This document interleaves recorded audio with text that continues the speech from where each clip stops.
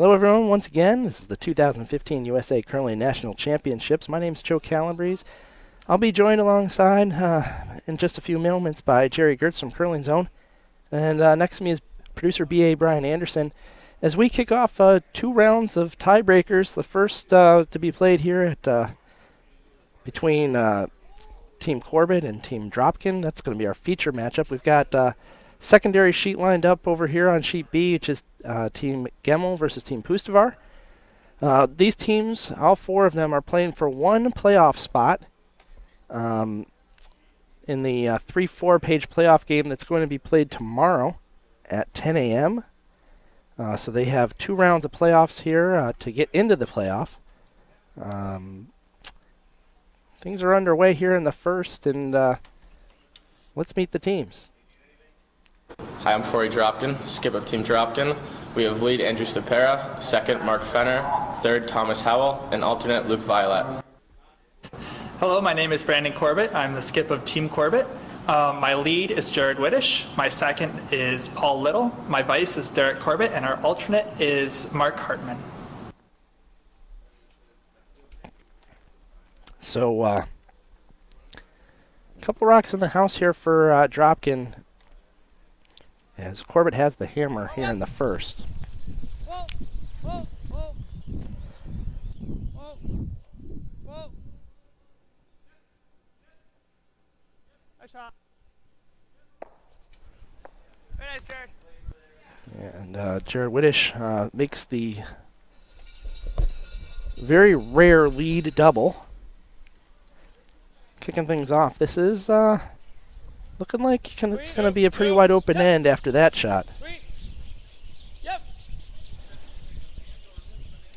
Welcome, Jerry. Made his way to the booth from the stats area. Happy to be back, Joe. Things got kicked off a little bit early. Yeah, I wasn't quite ready for the preemptive start, although we are not very far before 4 o'clock, so just in the middle of a few other things at the same time. You got to get things ready to roll over there in the stats department. Yeah, I'd like to send a shout out to a few of our stats people, actually, if that works out. We got Gordon McLean, who assistant stats guy. Stats guru. Yeah, so Gordon's been helping me out and helping keep everyone in line, a lot with training and everything there as well. And then we've had several stats people who've really helped us out all week. We've got Carrie Benton, Michael Campbell, Eric Ruth, Jennifer Williams, John Beebe. Gary Lasilla was another guy who was down. He's since gone home. And I'm sure I'm forgetting a couple other ones yet here, but we've got a great stats team here that's really done a good job of taking the material, learning it. Some newbies this event again, but pretty happy at the end of the day. There's with stats, there's obviously going to be some translation issues between understanding what the call is with the players, and I think a lot of times it's used as a guide. But we try and compare with high performance teams as often as we can, and for the most part, we've been within a few percentage points of the teams. So, when their coaches are scoring them similar to what we get, I'm pretty happy then. Yeah, those stats have been something we've referenced all week, and it gives us a pretty good idea how teams are playing and over the course of a week, and we'll throw up some of these stats right now. So see, this is the men's side, and you can see Team Brown leading the way. Of course, notice number 3, Dropkin, number 5, Corbett. So, 2 of the teams stats-wise that are definitely in the mix. The other tiebreaker game, Gemmel 7th and Pustovar 8th. 2 teams that as a collection maybe aren't shooting as well, but they're making more with their opportunities. Yeah, all these teams are 4 and 5, which is kind of unusual. Yeah. But as they work their way through these tiebreakers, one of these teams will wind up, with a 6 and 5 record. Yeah. So I would suggest, from just looking at those stats, that you've got the young teams in Corbett and Dropkin that are just making more shots. Yeah. You've got the two, shall we say, veteran teams It's a fair assessment. that you get a wily Skip. Yep. They get more out of their players, and all four of these teams are in the same place right now. Yep. Yeah, hard. So Yep. Right to it. Corbett Right to it. Nice shot. lost a heartbreaker here. It sort of caused the tiebreakers. Brandon had a relatively open hit to stick for one and flashed it. Wound up giving a steal to Pustovar, and that's what got Pustovar into this tiebreaker. Created this big giant mess. Yeah. So Corbett's team looking to regroup. Okay, you're fine. It's going to take 2 wins now to get them back where they were. So Okay. good enough there for Good Corbett. enough. It's as good as smacking it. Right, smacking it through the back of the house, through the hack, through the boards. Just nudge it over to the side. So Corey Dropkin making his way down. Sure he's going to wind up being in the house here. Force Corbett to make a solid hit first and then make a blank attempt with his last.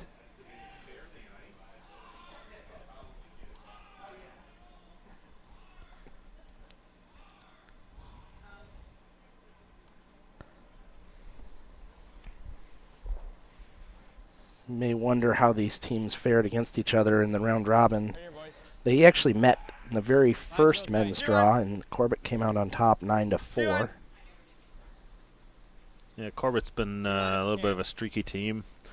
Winning his first 2, losing the next 3, winning 2, losing 2. Yeah, so let's see where they kind of stand now. Maybe if they can get themselves on a hot streak, they can get back into that playoff mix.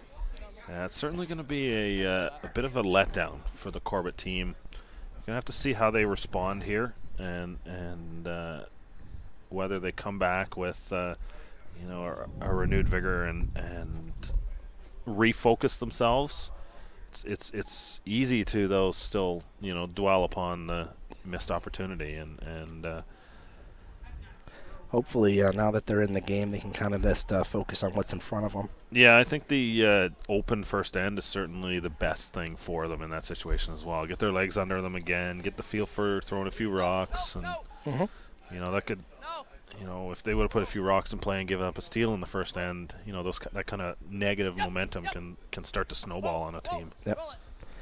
So over in the right side of your screen, you're seeing Gemmel and Pustovar. Gemmel has the hammer in the first end and the red rocks, Just and one. it's a wide open Actually, kind of throw two. house also. Just that one corner guard.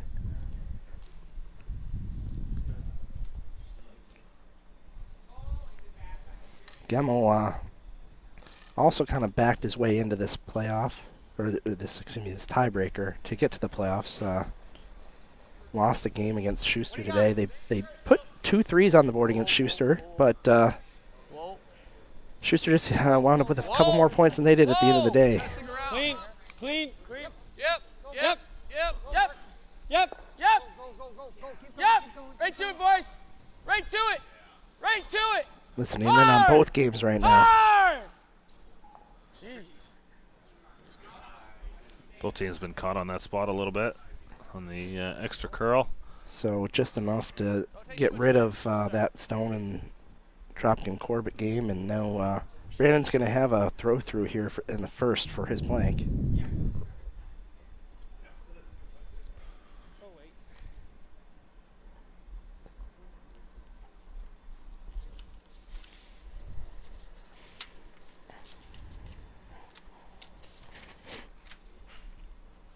Hard. You don't have to share. I'm just kidding. They're definitely in good spirits, so Yeah, I have think that's a little bit good of fun out sign. there. I Yeah. think that's a good sign that they're still going to be out there to have some fun.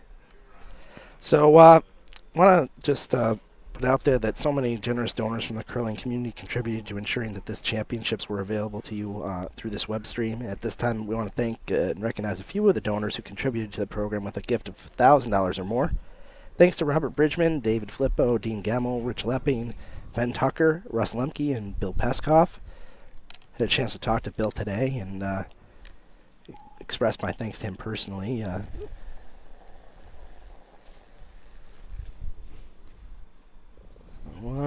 Same thing over here on sheet B, and as Dean Gemmel has a throw through for the blank. So both sheets still 0-0. Going back here to our feature sheet. The thing you do get to happen when you kind of whittle the games down to a fewer number of sheets, you can get ice conditions that change a little bit. Fewer bodies on the ice creates a little bit less heat out there. So sometimes you're going to get ice that's going to run a little bit straighter, and then because less curl, the rock travels shorter distance, it will be faster as well.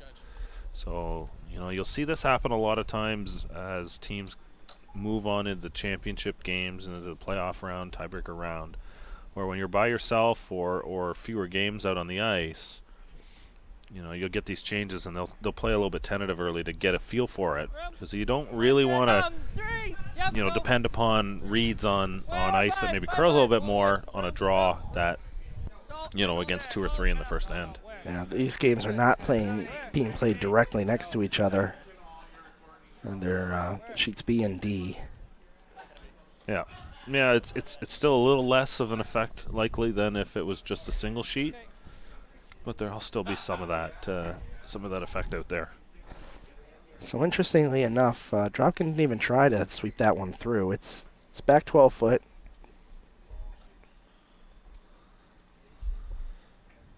Yeah, it's surprising without the hammer. Where we at, boys? Line's good. Maybe touch tight. Yep, gotta get 6. 5-6.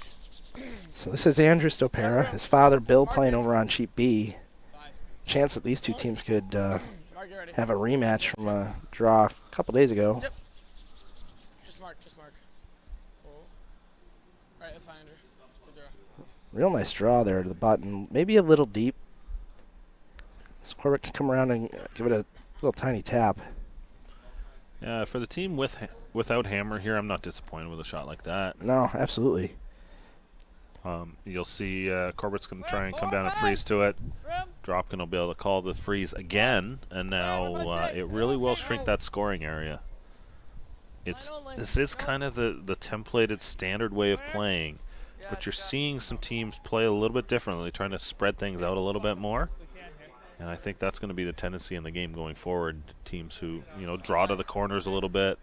It's kind of that classic junior deuce strategy. It's kind of a chicken strategy. Yeah. But I've seen several teams actually start utilizing it again, and teams at a high level, and it starts to it allows them to spread out, and they score more deuces that way. And it's interesting how the game kind of evolves back to the basic and simple sometimes. Right. Just 5-6. Line's good. So that Corbett stone, just too heavy. They drift down through the house. Mark Fenner with a chance to put something on top of that stone that was thrown by Andrew Stopera. Oh, she's got a curl. A lot. Whoa. Oh, nicely done.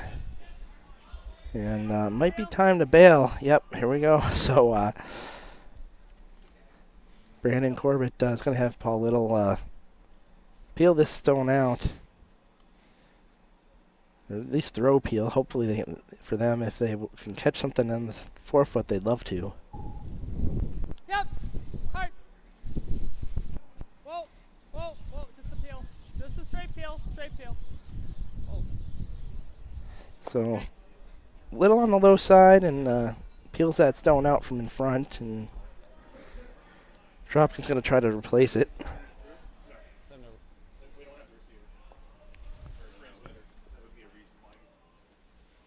So it's great to see these two young teams in the playoff mix here. Tom in. You got Dropkin's team, a junior team. Got room. I believe they have another year of junior eligibility together. Tom in. Of course, the Corey Christensen rink Gotta work it.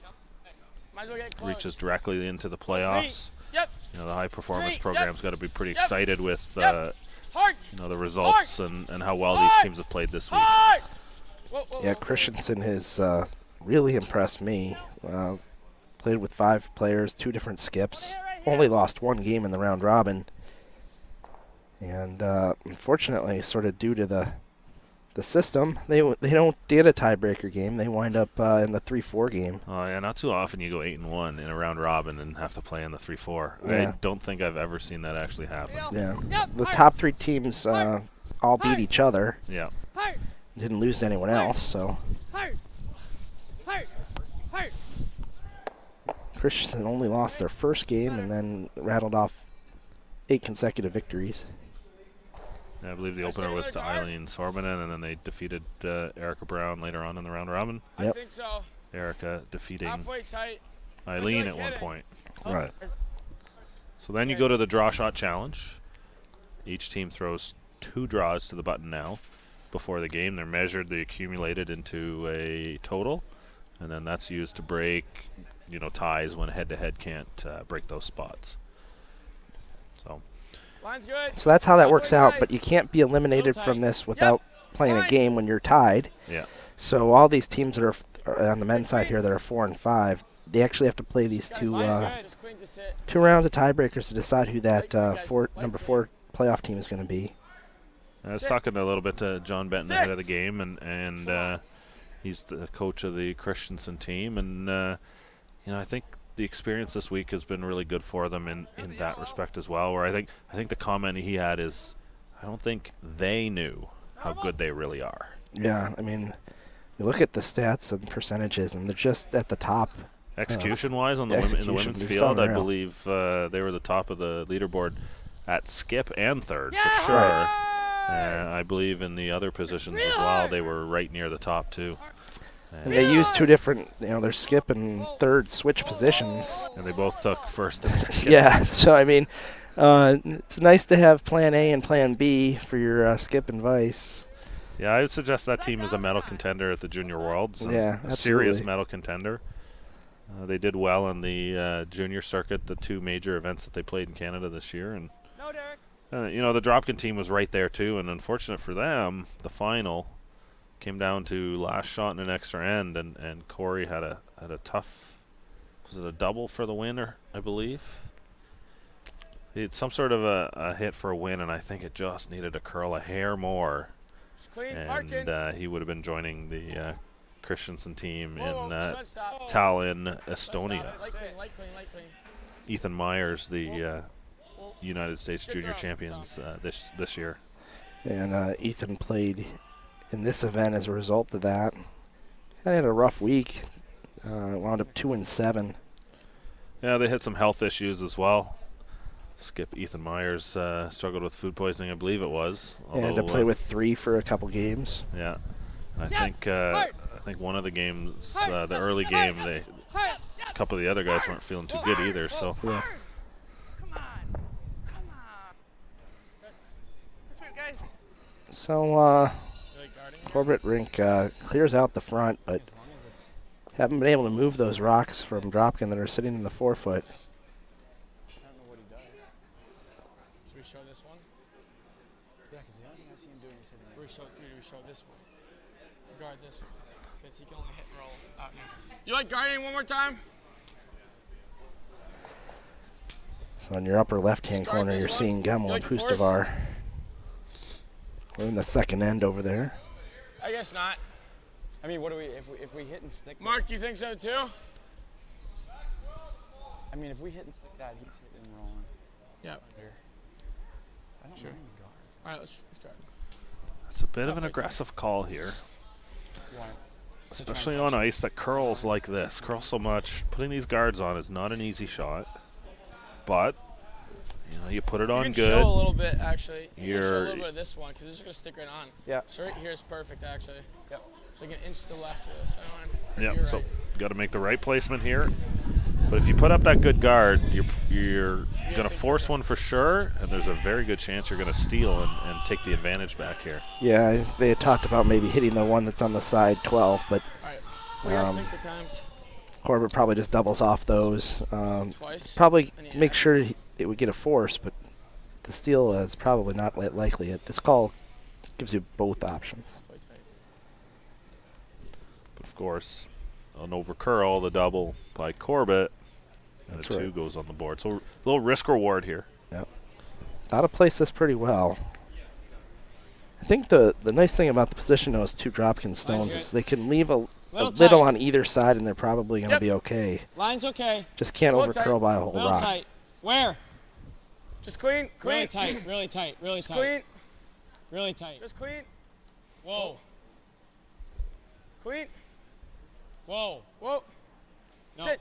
Nope. Sit right there. Come on. Not bad. Pretty good. Yeah, I'd say that's pretty good. Covers up shots, don't completely.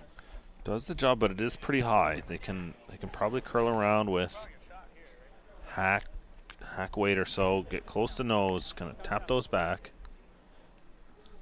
The Corbett rink had a pretty good season. Curled majority of their events in Southern Ontario on the Ontario Curling Tour, winning the Roy Inch Service Experts Classic in St. Thomas, Ontario. It's about 20 minutes south of London, where I'm from, and they beat Joe Franz twice in that event. A pretty highly regarded team out of Ontario, and then qualified at the Glendale Cashspiel in Hamilton, Ontario. So they're able to earn a few points. Yeah, they came away with about 7.5 Order of Merit points this season. Puts them in the somewhere in the 90 to 100th range on the overall Order of Merit this season. They've been kind of toiling on the Ontario Tour for a while, so it's great to see this team, start to get some results on the Ontario Tour, and start to cash a few checks and get these opportunities. Yeah, close to home. Brandon from Hamilton, Ontario. Yes. Residing there now, originally from My neck of the woods, your home- Rochester, New your home York. club. Hard go. Hard boys. Hard. Come on. If this gets by, it's going to be great. Oh, just clips the backside of that. Roll it in's good. Well, where's Now they want to put this somewhere where they can use it to play an in off. Just a little deep. Yeah, probably a little too deep. Where you come right here. Corbett qualified for the United States National Championships through the challenge round shot? If we in just stop, Seattle, going through the A event, undefeated. This isn't bad, but What about tapping this? this isn't bad yet. What about The tapping this? Dropkin team, on the other hand, winners of the Twin Cities Open, Do you want to outcount this one? runners-up in the St. Paul Cash, So like right here. and reached the C qualifier game at the Coors Light Cashspiel in Duluth. Right here. Their qualification was through Lighting tap eight? Yeah. as the high performance junior team. They earned a berth into this event. Just lighting top 8 foot. So you heard they're just going to come into the 8 foot there, try to Yeah, guard's not bad. cover up a little more of What should I get on that last one? those 2 stones in the 4 foot. So we think like a 410 or 40.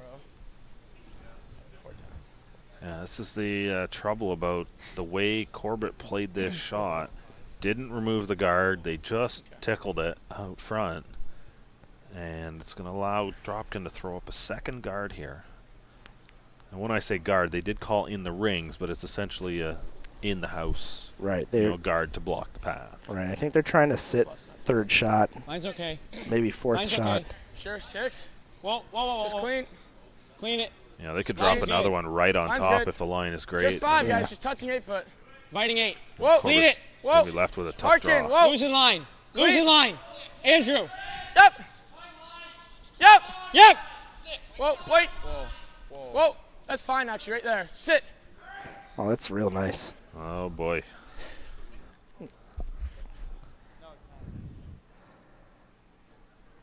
So a lot of that 4 foot is covered up here. Can they remove all 3 of these? I don't think so. I think that goes across the top, and then we get 2 of the other game. 1 at a time is good. BA sends his apologies. No, other option is to come off this one. There we go. We can hit this. Why can't we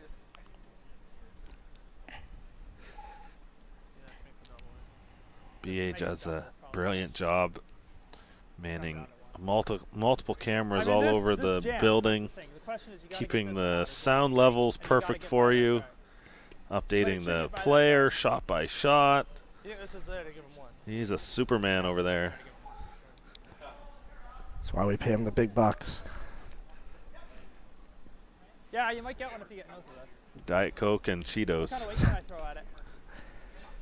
Hammerstone to come on Gemmel hits. I think he's got three or four spot four there. ball. Four. So just like that, Gemmel takes a 4-0 lead over Pustovar. Big end there for Gemmel. Vice Bill Stopera looking to maybe for a rematch against his son. Oh yeah. So it looks like Corbett can hit half to 3/4 that stone lying mostly open there. Give me just a hair extra, Eric. He'll likely remove the top two. Has to be careful of the jam though on the side yellow. If it does touch, I believe it'll go off the backside and probably spin out. And it probably misses the top, the one red stone in the back. This is likely a shot to give Dropkin one. Whoa! Whoa! Whoa!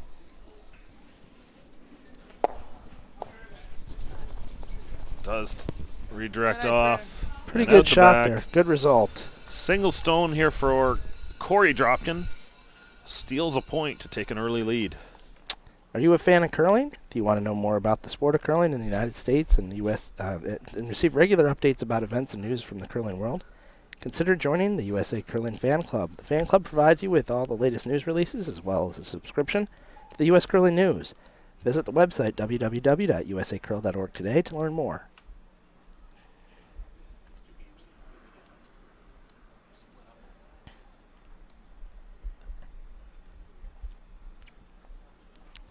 So Dropkin steals one here in the second. Corbett retains the hammer into the third end here. Dropkin looking, I believe, to come into the house with his first here.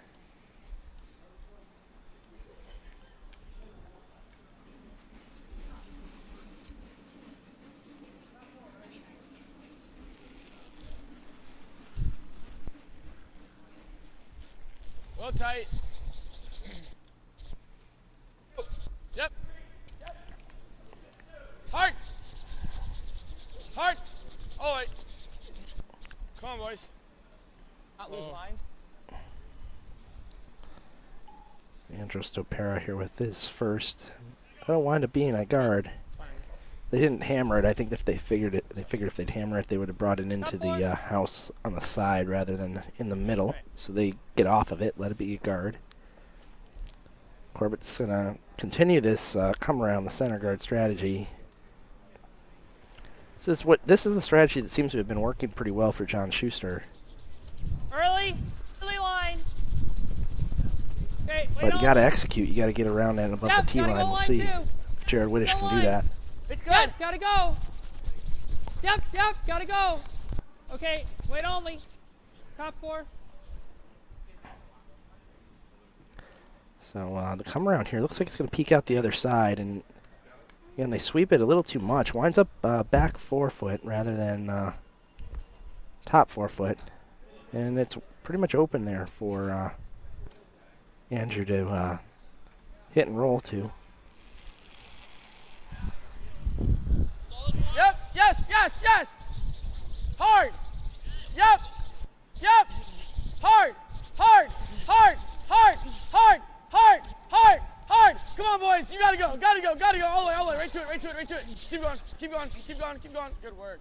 Nice sweep. Just skids by the guard and removes that stone for play, but rolls out too. And Corbett has a chance to make this draw a little bit better. Takes a little more line. And they tighten up the line. So, trying to figure out this ice early on.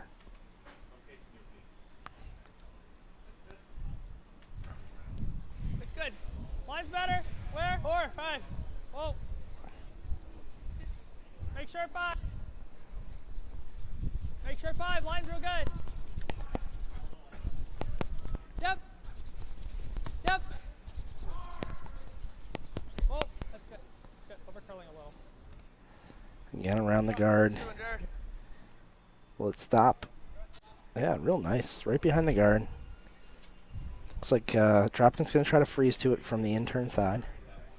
Let's see the time on that last stone. 4-1. About 15.5 seconds.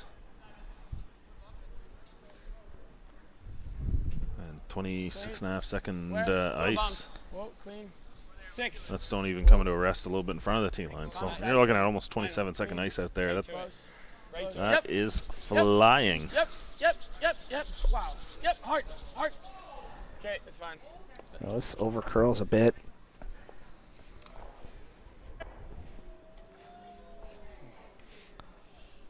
Corbett's going to look to have Paul Little come around and freeze onto that stone that was just thrown. Paul Little, a native of the Niagara region in southern Ontario as well. He's played with Paul Bustavar last season at the U.S. Nationals in Philadelphia. Joined up with Corbett for this season.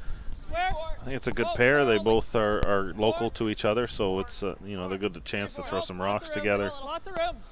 Of course, the Spiel-rich southern Ontario is a good place to base your team out of. Certainly no shortage of good competition there. So There's so many footprints. Give me a 1, firm 1. wound up about a foot deep on that one, and Dropkin has a chance to kind of rip these out.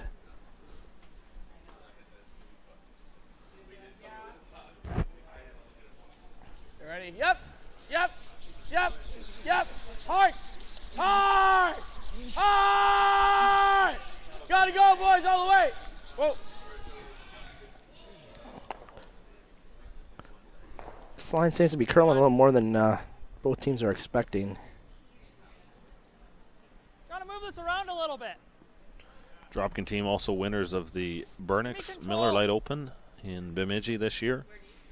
Fortunately, that didn't quite have a strong enough field to qualify for Order of Merit points. There's a few different requirements. One is a money requirement, $500 per team in the purse, with a minimum number of 15 teams. But there is an allowance for events to qualify if they don't reach those standards, as long as the field meets or exceeds the minimum strength of field when you add up all the teams in the field. So there are events out there, several events where they only get 12 teams or 10 teams, but the field is deep enough that it still qualifies for points. So Paul Little looks to jiggle the pot there and does so. Some good separation now between those rocks. And Corbett still remains shot stone right there at the top, 8 foot. What? Try to decide whether this comes across the top or not. Those two stones on the outside of the rings there, the one on the top of the 12, the one just fully into the 8 foot in the bottom. And those are the danger stones right now for Dropkin. Those little clingers hanging on the side. So he's going to try and make at least one double here. And his shooter could roll closer to the other stone. So if he gets it close, it's essentially as good as a triple. He is make that first double and let the rest take care of itself. Really nice shot. So sticks it there. Worked pretty good. Needed that red stone just to spin another inch or so and spin in for shot. Had it done that, would have been absolutely perfect. Yeah, as it stands, Corbett sits second and third. Can hit shot stone as it's still wide open. Roll away a bit. Try to spray out his stones in the 8 foot. Question was that Yellowstone, did that just jam and knock it out, or has that been there the whole time? It jammed on the one that you said was the danger stone. The red stone back there, right? Yeah, so a bit of a bad break there in that spot. Corbett with the hit and stay. Time to Again, leaves a pretty easy double in return here. Yeah, would have loved to have rolled away a little. Yeah. But Right on the nose.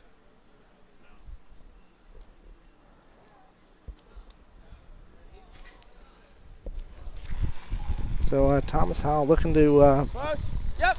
play the Whoa, short yep. run and Yep. Whoa. move 2 of those Corbett Whoa. stones. Whoa. Good shot. Nicely done. And does sit for shot, too. Yeah. This hadn't changed quite a bit there. So The way those 2 red stones line up as well, Corbett's going to have to hit nose for sure to load it really hope. bad. I think you got to hit here and roll in.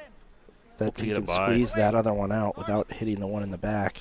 I think if he hits it right on the nose, it'll squeeze on by. Another look at that last shot thrown. But it's real close to, he was talking to, is it loaded? Yeah. So, like a loaded gun. If you hit it, it'll jam right back onto the stone. There's very little you can do to change the direction of where it's going. So they're going to try to play hit and roll, I think. Winds up sitting second and third. The rocks are pretty separated. Yeah, that was the goal at the end of the day. They wanted to break those 2 up. Looking for a little bit of a miscue out of Dropkin. Again, at this level, you can't play to expect a miss, like a flash or a team missing the draw to the house, stuff like that, the basic shots. What you're looking for is small edges. So you really got to be patient, bide your time. In this situation, kind of that half shot miss would be the hit and roll out, or even hit and roll a little bit too far into the 12-foot, and then in response, there's the opportunity to try and get the hit for 2. Patience. Yeah, got to keep your shooters around so you have the opportunity for 2s. And Corbett's done that this end.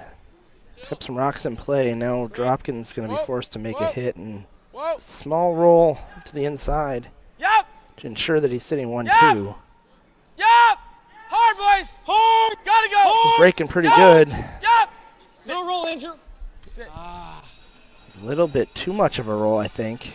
Of course, I didn't even see that side of it where you roll too far to the inside and there's a double opportunity. Yeah, he was really hoping for mostly nose there, and now Corbett has a chance to answer right back with a double, sit 2.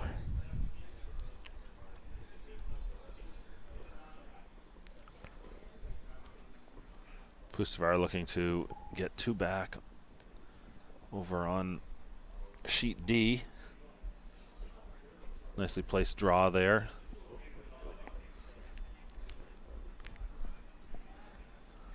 So Demo looking to hit and sit 2.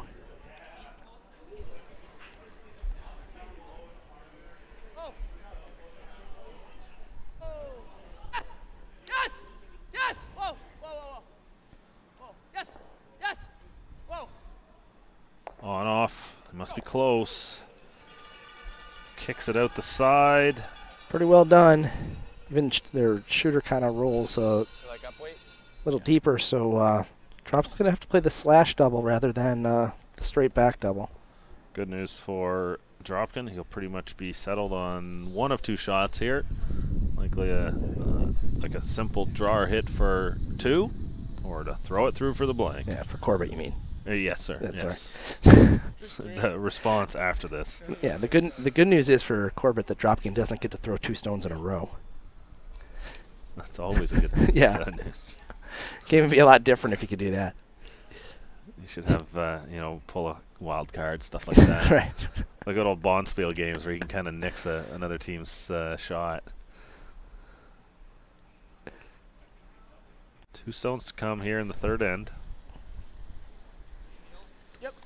So Demo made his hit over there on sheet B. Yes. Yes. Hard! Hard. Hard, boys, hard! Whoa.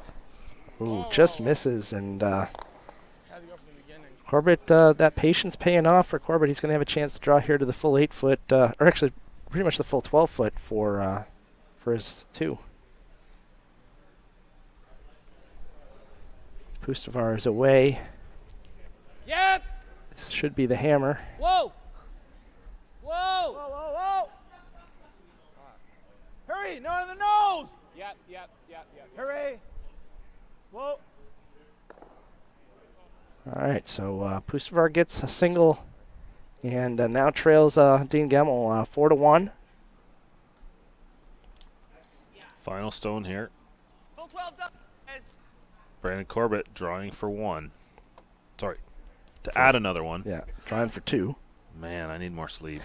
It's all right. I missed a whole playoff team or tiebreaker team this morning, so.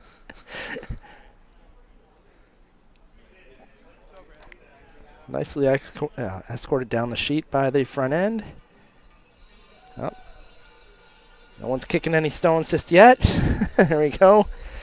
And Corbett gets 2 in the third and is now leads Corey Dropkin 2-1. Corbett fans with cowbells in the stands. So if you are interested in reaching Jerry here in the booth, it's pretty easy to do. You can use the hashtag 2015Nats. And if you do so, your tweet may wind up on the webcast. Questions about stats, questions about the order of merit and the point system and how that all works. Yeah, It's we love something answering questions like that. It's something that I manage the order of merit point system for the World Curling Tour Players Association, and so it's something that If you're going to ask I'm the question, tasked now with. is the time. Yep, that's certainly the case. So Sometimes I wonder if Joe can count his own fingers. yeah, I have a tough time with that. So here's a question. Will the men's tiebreakers be streamed? Yes. Yes, they will. But he can't see the answer to that if he doesn't know. That's good. That's a good question. The answer not so helpful. Yeah, obviously that was from earlier. We're going to be here streaming this one to the end, and then tonight we've got the page playoffs for the women, and we'll be keeping an eye on the second tiebreaker. We're going to be played at the same time. We're going to stream the 3-4 game as the feature game. I believe you got special guest Debbie McCormick coming in for the game this evening. That's right. I got bumped, so I'm pretty. You know what? I'm pretty happy to be bumped by someone as awesome as Debbie. Yeah, it's going to be fun to have her here. Brought an entirely new team here into this event, and it seemed like they were having a good time. They broke out the snow leopard shirts. I'd say they look pretty good in those curling zone jackets as well. That's right. So real excited to have Debbie out here calling the game tonight. I've got a few extra shirts that we were going to do as a giveaway for Team McCormick, so maybe we can come up with a little contest tonight. That sounds like a good idea. I've got a large and a medium that we can probably put on the line for tonight's broadcast. So, sure, you know, I'm a medium. Women's. Oh, all right. Well, that's not going to work then. So we'll see. We'll see if we can have some sort of contest. Yeah, I'll get something going on there. I think that we could that could be fun. make it happen. Yeah. So stay tuned. We'll see if we can work something out. Yeah, we have TESN Tukes. Tukes. I like So how you maybe use the that, right word for those things too. Yeah. You may be able to throw one of those in there. Give me control. Certainly want to put these shirts in the hands of somebody that will wear them on the curling ice. And the Tukes too, eh? Yeah. Yep. Lots of weight. Clean. Two. Whoa. Whoa. Curl. I got it. Whoa. Sit. All right, good job. Nice toss. Peeks out the other side just a little. And now Paul Little's going to try to run back the road onto the shot stone.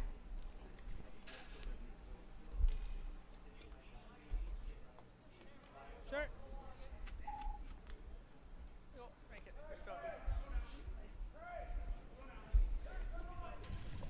Normal. Whoa. Close. Whoa. No. Nope. This is hanging a bit high. It's got to have to curl quick. Oh, nicely done. Some nice controllable weight there, and their rock kind of Like coming right here, you like hit and roll. tucked around that corner guard a little bit. Okay, just fight the 8 foot, like a couple inches in. But Dropkin has a chance to kind of come around to their own corner there. If they can get into the 8 foot, they'd be shot stone.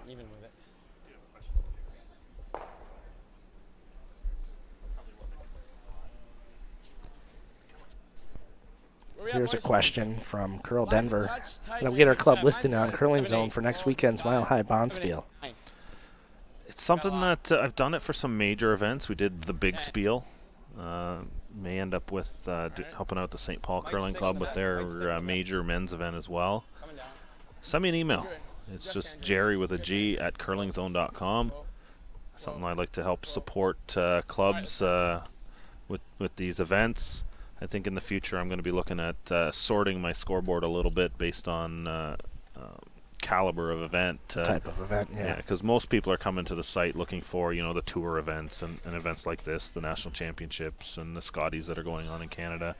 We've also got the Swiss championships and the Scottish championships, and we'll be adding some more up onto that site as well. And yeah, Jerry, you got them all, we know. Yeah, all the scores, all the time.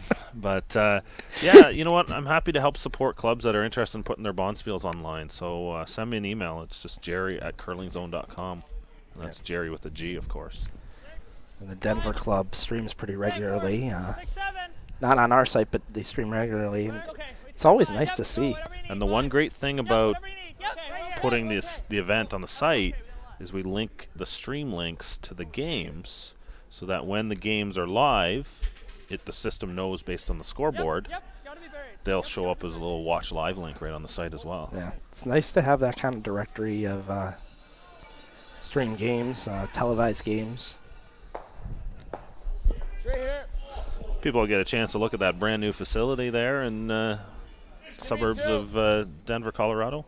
Yeah, I haven't been there yet. I'd love to come out sometime. So the Corbett stone comes around that corner guard, kind of cuts out the Dropkin stone. Close. Yep. Dropkin, I think, looking to play some sort of just off nose hit, maybe get both those yellows moving. Gotta go. Hard. Hard. Whoa. Curl.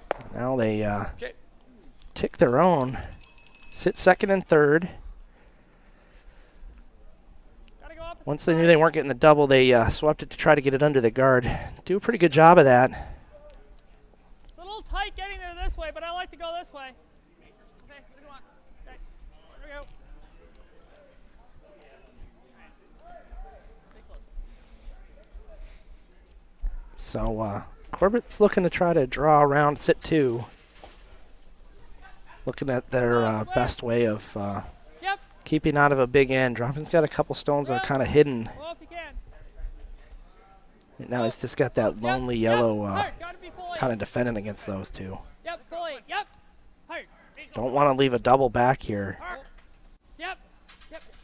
Gotta bury. Come on, go. Every inch counts, go.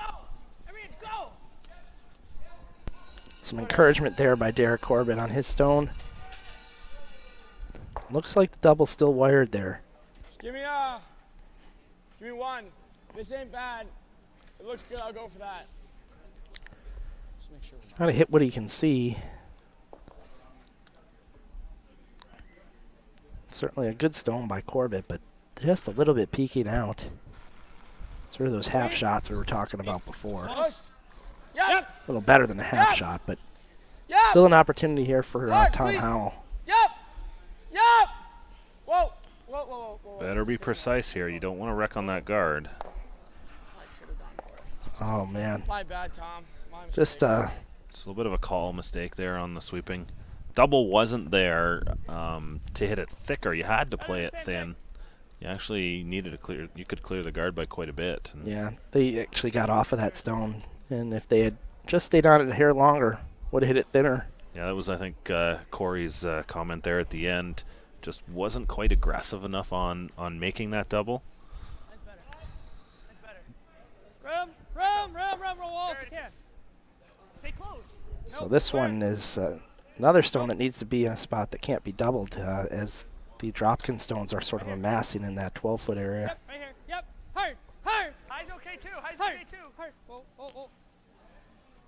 Yep. To be honest, for Dropkin on his last shot, I would like to see him play a little bit of a tap. Yeah. You know, come down. You know, if the double isn't naturally makeable, then you know, come down and Give me one. you know, you can see that you can probably see about, you know, this one's a little bit easier now. You can make a cleaner hit and roll. Yeah. Half a stone and the long roll across. The other thing here is you could play, you know, kind of a back line to hack weight, try and get close to nose, Whoa. and sit right there as well. Yeah. As long as you were pushing the Corbett stone beyond one of your other counters, that would have been a real nice shot. Yeah, you want to try and do that to try and bring the other ones into play. Whoa. Not getting the roll. Looks like that's what they're going to end up doing. Yeah, it's going to wind up open here. Corbett has a chance to hit and roll under.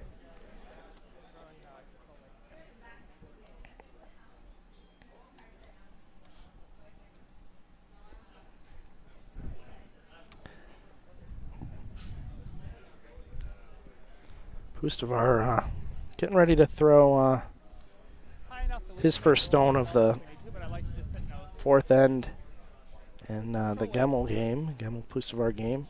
He's got a stone in the 8-foot. He's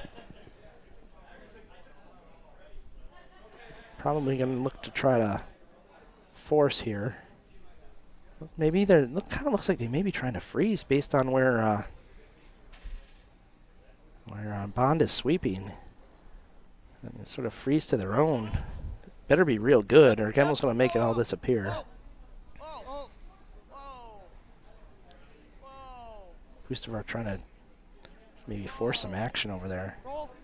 Unless he's throwing up a guard. Yeah. You know, it's possible he may be throwing the top 12 guard. Yeah, that's possible. Because what that does set up is a possible jam. Right. You know, if you draw to the open side, you're only going to get 2. You know, it is. Well, it is a. His problem is Gemmel has the hammer, so. Oh yeah, that's right. He could. I mean. So top 12, yeah. This is essentially a 12's guard. He's guarding the stone. He's going to probably try and throw it in the rings, just to make sure Gemmel's going to be lying or facing a couple here. Yeah. So It's worry really about the overcurl there. They get the line pretty well. Like for D now, I think he can still follow that down, draw around right to the T line. Yeah, set up his deuce that way. So Dropkin gets one of those half shots we talked about. Instead of Corbett rolling under his own guard closer to the center line, he rolls in the direction of all those other stones. Dropkin could probably make some sort of straight run back here and remove both those Corbett stones. Let's see there. You want to hit it fairly thin on the back one, so it doesn't jam back there. Yep. You count your shooter. Yes. And the 2 top ones. It's gonna be close. Oh, just drives it by. 6-shot rock. But this is the double. Still a pretty good position now. Yep.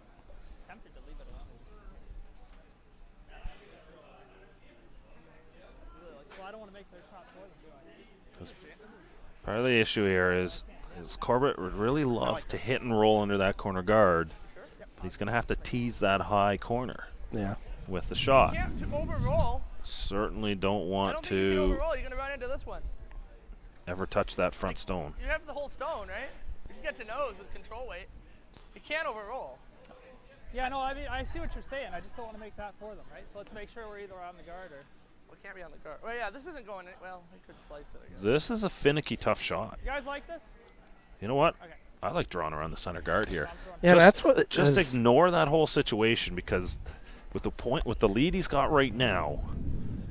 If the worst he gives up is 2, that's not so bad. Exactly, but he could give up a bundle here. If they miss this badly, Dropkin's drawn for 5. Or for 4, yeah, excuse me. If they jam it in the back, he's drawing for 4, hitting open hit for 4. If he wrecks on the guard, Dropkin's got that run back for 3 or 4. Yeah, I like to draw around the center guard here. I don't even think they really thought this through very well. Yeah, he could make a great shot here, get to the nose, get a hair to the inside, but I'm not sure the risk here is worth it. Yeah, they talked quickly about that draw, and then Derek kind of brought up this shot. You don't want to be wide here, that's for sure. Is not. Yeah. Audible here. They're going to try and go for the hit and roll. Want to get it across the top. Actually, it's. Actually, might want to leave that alone now. That's a beauty. Worked out okay. Kind of accidental brilliance there. Yeah. That yellow stone now locked in the back with that other red one sitting beside it. I think Dropkin may look at slashing that one in the 12-foot over, Yeah, but can't do it now. Gonna have to draw. Certainly a big break there for Corbett. Yeah, they audibled it just at the right time. You know what? Sometimes that's what a good vice will do. They'll see when a shot's coming down the ice, and you got to react in situations like that. You can't get down on yourself when you see a shot has been missed. You got to see if you can find the best out of it. Yeah, this has got to be a well played there. Little frustrating for Dropkin. Got all those rocks out there, and has a pretty much simple draw here for one. The only thing getting that yellow stone out of the way there now is a jackhammer. And Whoa.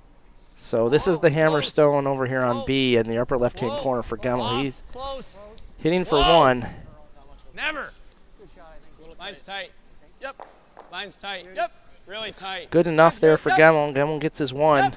Leads now 5-1 over on sheet B. Line's good. T-line.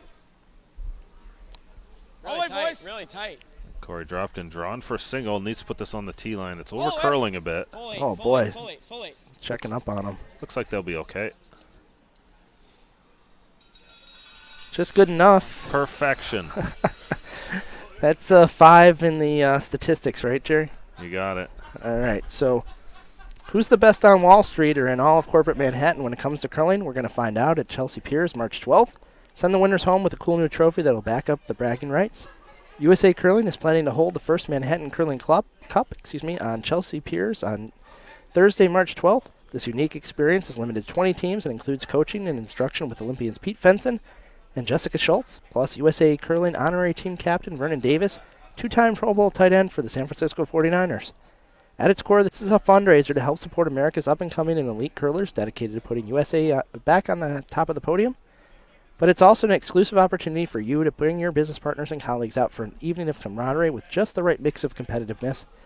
Along with dinner and refreshments, every participant will also receive their own customized carbon fiber curling broom. Get all the details at usacurl.org. Look for the link to Curling in NYC.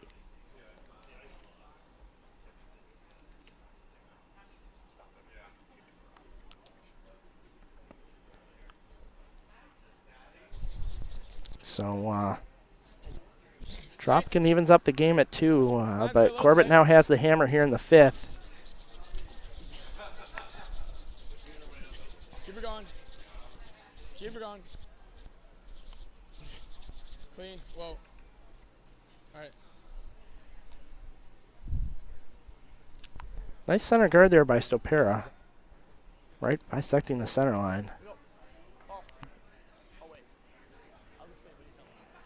Corbett is Corbett's coming around. And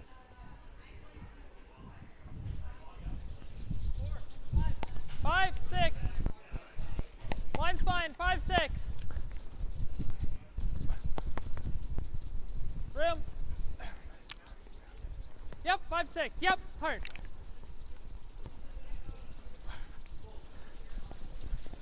this looks pretty good. Coming around that center guard. Want to stay above the T line if they can. Nicely done. It's going to force Dropkin to have Andrew Stopera play a freeze on top of it.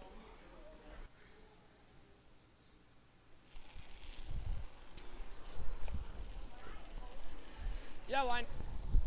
Line only. Yep. Can't see much of that stone at all, so Yep. I'm going to try to Gotta be 6, guys. corner Let's freeze go. this. Hard. Hard. Come on. Open up a chance to get at Come on, that. boys. Let's go now. Hard. All the way. Get by. Right here, Tom. Come on. Looks like it's over curling a bit. Yep. Just sneak by the guard. Yep. Whoa, that's good. All right. Good sweep, boys. Not frozen. This will give Corbett a chance to come around again if he likes. We have hammer. Yeah, Corbett just remembered he has hammer. Corner Jerry, welcome back. I get hooded up, outfitted. It's gotten cold in here all of a sudden again. It's, the ice box is living up to its name. yeah, the outside temperature is high of 7 today here in Kalamazoo. And for us Canadians, that's wicked cold. Down to like minus 15 or something in Canada, I think. Wow. Somewhere in that ballpark. Not a lot. Yep. So trying to get Widdish to come around this again. This looks pretty tight. Hard. You're bumping, but hard. Bump hard. Roll hard. Hard roll. That's fine. Although that's a nice spring day in Winnipeg, I think. Do it. So opens up a hole there for Dropkin to try to come down and freeze on that stone. Could really cut down the scoring area a lot here with a good draw. Unless you want to play this. I think I like that better. I think Mark Fenner wants to blow something up. Like this? Do that. Give me a 1. I think you gotta throw like hacker board. 1. Stop arguing with the skip. I don't know if you'll stick with the 1. Give me a board. Give me a board. Yeah, board weight. Thought it through.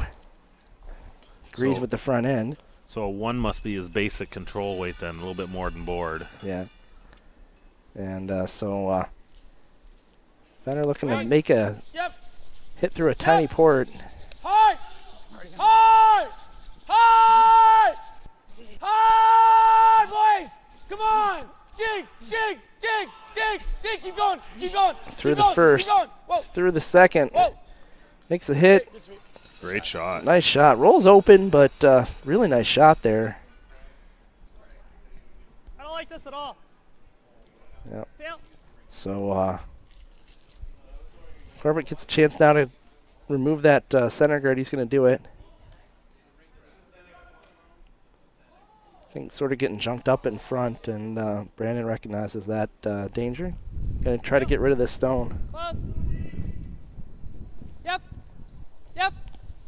Yep. Whoa. You're good. Nicely done there by Paul Little.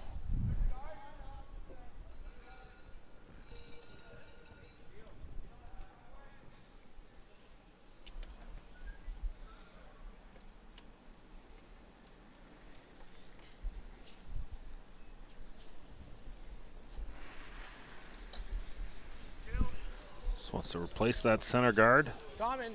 2. Tom in. Just 2. Tom inside. Mark Fenner having a great game. Tom inside. 85% thus far. A little bit on the corner. Yep, gotta move it. Gotta move it now. Yep. Toe stops. Keep it going. So the center guard replaced here. It looks like Brandon's going to try to slash it over the top, remove the one in the 12-foot as well.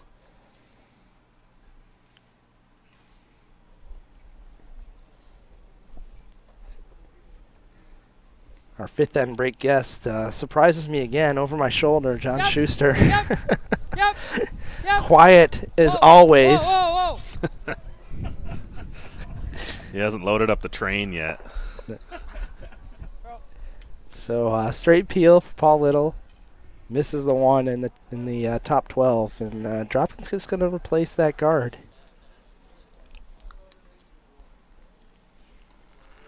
There's Tom Howell. 88% so far. Another great performance of the middle Dropkin lineup. Markin. Just 2. Markin. Line's real tight. Line's just fine. Just halfway.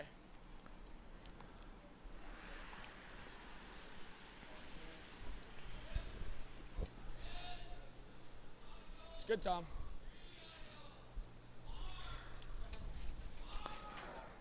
Nicely thrown stone there. Think peel this guy this way.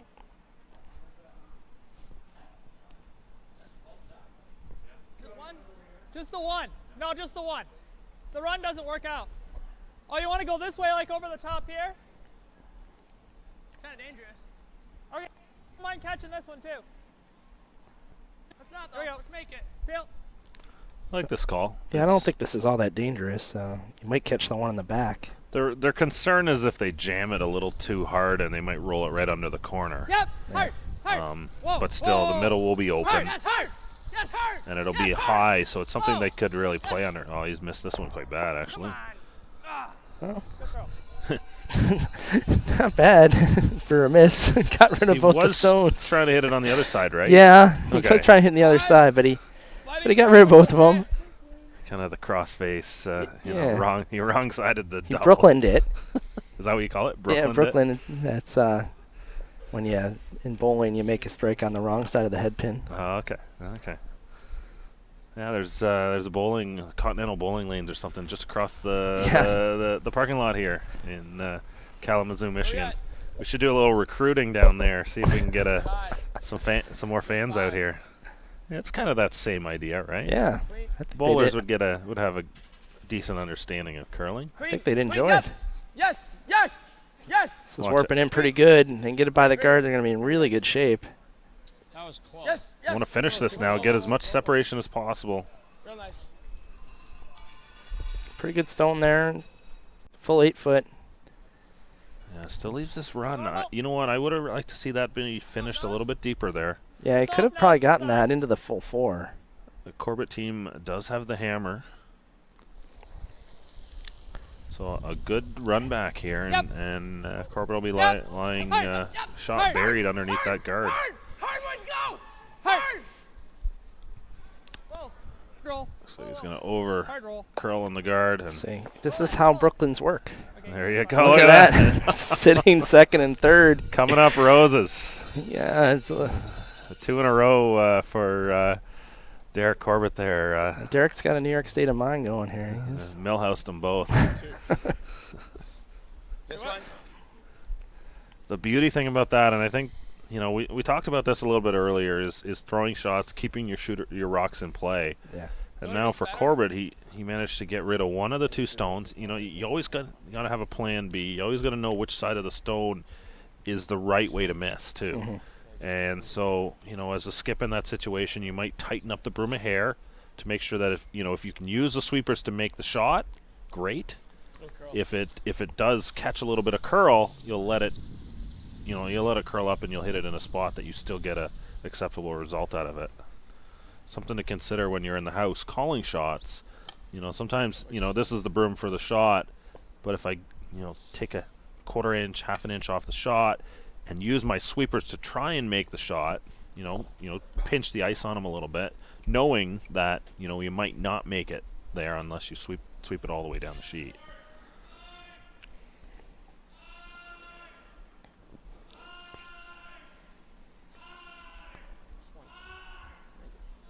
So Corey Dropkin here with the first of his 2 stones in the 5th end.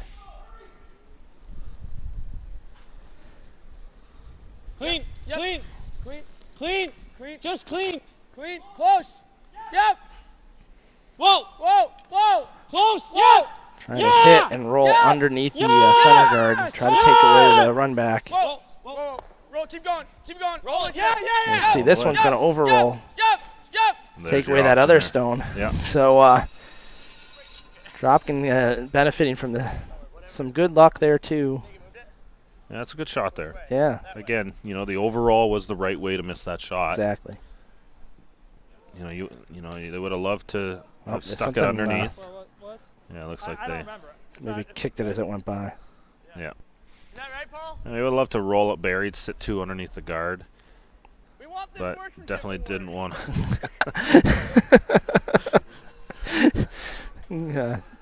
Derek Corbett joking, want the Sportsmanship Award. These guys are pretty loose out there. Wondering if they should cover up shot stone a little more there. So Brandon looking to play the straight run back. Want to stick it. Give himself a shot at 2.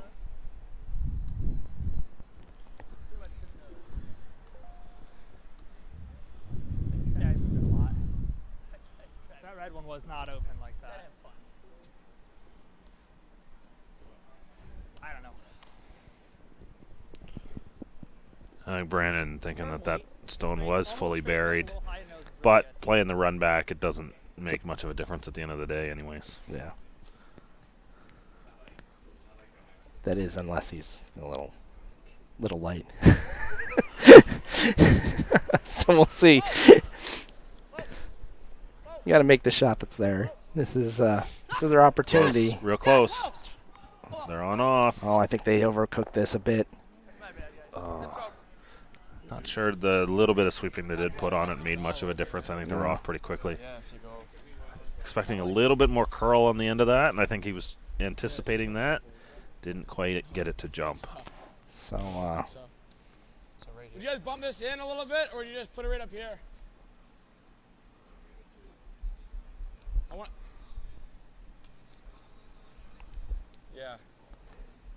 Yeah, I think we just go right here. Get third shot. I like this call. That But not quite. Close. That Corbett stone on the outturn side is really cutting away any draw to the forefoot on the outturn side. If you can put something sort of maybe just touching the center line, you're going to cut the other turn, the in-turn side, and you're going to force Corbett to throw some sort of hit. I think they want to be into the house, Brian. All right.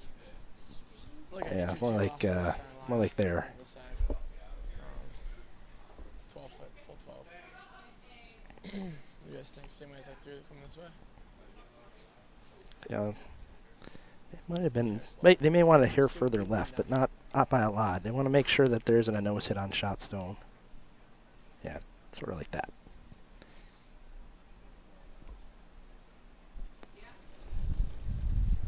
So Gemmel has a 6-1 lead now, and they're in the fifth end break. Good plus, good plus, good plus. Clean, little Careful, tight. just 4. Just clean it. Line's good. Line's real good. Just 4. Well, just 4. Little tight, little tight, little. We're tight. Whoa, whoa, whoa, Whoa. Whoa. Whoa. See if they can match this mystery rock position. It is. Perfect. That's good. Yeah, that's pretty damn good. Couldn't have drawn it up any better there, BA.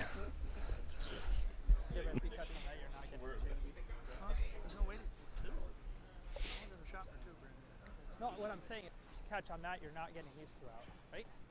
Catch on what? That? You catch on this. You said that's a catcher. It's not a catcher. Yeah, you do this. Catch right there. Oh, yeah. I guess, or you can come off the top one too, right? Normal weight. Just looking at a few options here. They're thinking about playing the hit here. What kind of weight do you want to play? Just control?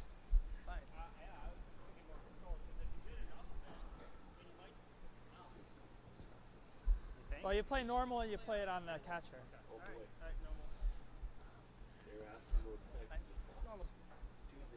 The draw here not easy because of the lines to get to the forefoot.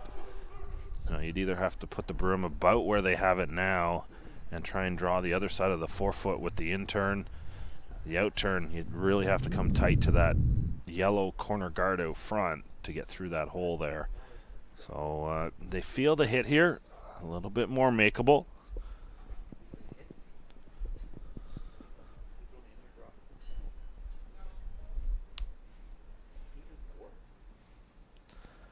Just wants to try and hit as much as he can. Half a stone, quarter of a stone, he will hit. Roll onto the catcher on the side. Question is how much weight he's going to look like he's coming out with the original normal weight hit. I'm not a big fan of this call. This has a multiple point steal written all over it. Sweeper's really working on it. They get it by. Kicks up and looks like it's spun a little bit too far. Steal of 1 for Corey Dropkin here in the fifth end. Big turning point as Team Dropkin takes the lead for the first time in this game. Oh, sorry, they did have the early lead. So they do take the lead at the break here.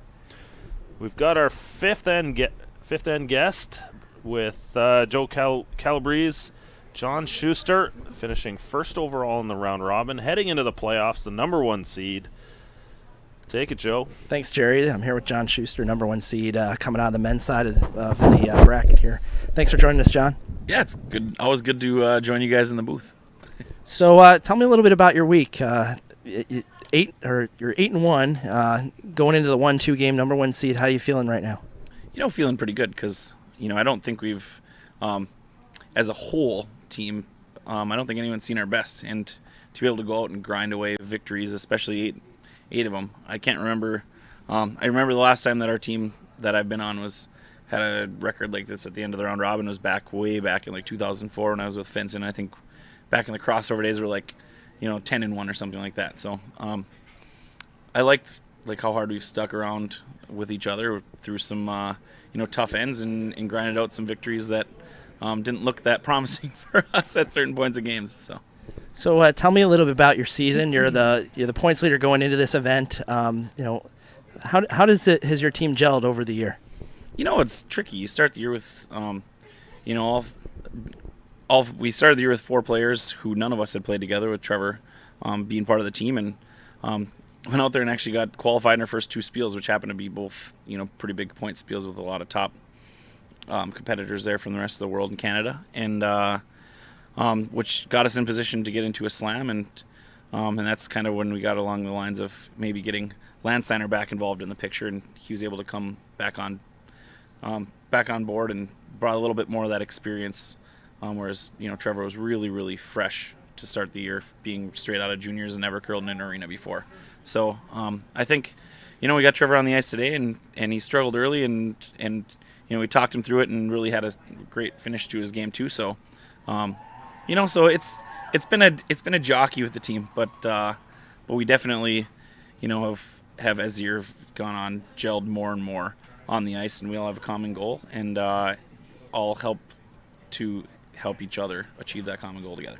Yeah, talk about Trevor a little bit. He seems like the happiest person to be here. He's didn't get on the ice till this morning, but every time I was down there, I deliver the microphones before every game. Go down there, he seems super happy. He's ready to do whatever you need him to do. Yeah, that's the one thing. From the first time that I called Trevor and talked to him to the emails we sent around, just kind of trying to get a little bit better to know each other. I've just really enjoyed his attitude, and even. As tough as it was to take another guy on our team and bring John into play, he, pretty much said, I was hoping this year to get on as an alternate maybe for a university game. So getting a chance like this to be around you guys and learn, whether it be on the ice or off the ice is it seems like an excellent opportunity, and I would love to do anything I can do for you guys. And he did that. He came to the slam and did what he could do. We had a tricky set of rocks, and he went and scouted what teams were throwing and helped us get those set of rocks in command, and we were able to beat Steve Laycock in that particular game. And so I even gave him a ton of credit for helping us win that game at the slam, and he's done the same thing for us here all week. That's great. Met Trevor's a great guy. Let's talk a little bit about some of your other teammates. You have, like you said, a whole new team this year. Talk to me a little bit about Matt Hamilton, the Hammer. The Hammer, or the Hambone as we call him. Matt's been, he's one of those tricky guys because he's so into the game and into everything, and sometimes a little over the top. But it's just such great energy, and he's such a positive teammate. And when he can control that energy into making shots like he's been able to do all week, our team has literally built our success this week off of his energy and his shot making ability, and he's really a special player, and I'm really thankful that I've gotten the chance to finally play with him. And he begs me for a microphone every time we go down there, so looking to get on the telecast to make some commentary of his own. We joke up here that when we have you mic'd, I don't have to say anything because you tell us exactly what's going to happen. Do you even recognize the fact that how descriptive you are when you're out on the ice? I don't, but I think that as a team, when we all can understand what's going on and everybody has that common picture, I think you help to make shots better and to position rocks better. And in this day and age with this great ice and the great teams you're playing against, it really becomes a rock position game, not a game of makes and misses so much. So I try to do that for my teammates, and if the world gets to look in a little bit on that too, I guess it's okay. I'm always open to sit around and talk curling as games are going on, like at curling clubs and venues and that kind of stuff. So I just enjoy the gameplay a lot. So you have the 1-2 game coming up tomorrow against Craig Brown. How you feeling going into that game? Oh, I feel great. Like I said, we haven't, I don't think, played our best game yet as a whole team, and but we've all made plenty of shots at the right times during games. But if we can come out and even make a few more shots, I like our team's chances of beating anybody who'd step on the ice with. So, well, you can tune into that Page playoff game tomorrow. That's going to be at noon time against Craig Brown. Thanks so much, John, for joining us here at the Fifth End Break. Thanks for having me. Good luck. Thank you. That was John Schuster with Joe Calabrese. John and his team certainly posting great results this year to put themselves in position for the World Championships berth. Looking like there's 3 teams in the mix there at the top, and they're all in position to win and or go. So that's probably something that you're probably happy to see how this is played out this way, where the champion is likely going to be the team that's going to go. You put it in your hands, and arguably, that's all you can ever ask for, right? Yeah, for sure. I mean, that's where we hope to put ourselves when the year started, was to give ourselves a chance to go to the Nationals and win, go to the World. So being in the 1-2 game, and actually, if Craig makes it to the final against us, I think we actually still go to World. So, but yeah, we just hope to get a couple more wins and win a national championship, because that's our our first step was to get to the Nationals, second step to make the playoffs, next step to win the Nationals. So. Yeah, and that's probably a good way to talk about it as well. You want to have good goals to accomplish when you come to an event like this, but at the same time, you kind of want to look, the cliche, one game at a time. So, create simple goals so that you have great stepping stones along the way as well. Yeah, and you make goals within those goals too. Like, for each of us, as the week's gone on, each come up with individual things that we're going to try to do better and help our team, win games the old-fashioned way by great teamwork and shot making. So we're into the 6th end here. Corbett continues with the hammer. That steal by Dropkin in the 5th. Bit of a strange call on Corbett's last, I think, in the 5th end there. It just, the draw didn't seem easy, but I think that hit was, especially with that normal weight, was, I think they were, I think he was stuck with a certain weight, and he tried to manufacture a shot out of it. Sometimes when you're not really comfortable with the particular draw, whether it be a line or a weight, and they haven't exactly placed draws perfectly as this game's gone on. I'm watching from the back here, and I guess he thought his chance of hitting a specific inch of a rock on a hit were better, but for me there, our team's looking for the draw. If we can find the 4-foot somewhere, we'll find it, kind of deal. Yeah, the other issue there, I believe he was facing 3 at the time. Yeah. So, if you're really not feeling it with the draw, you don't want to lose the game in that spot either. Making the hit, he still only gave up a single point. So, sure. Still in this game.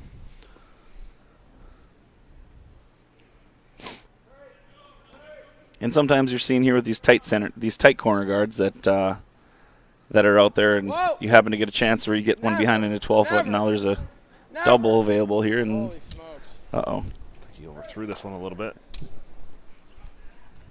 Could be worse. He could have caught air. He actually got the rock out, so.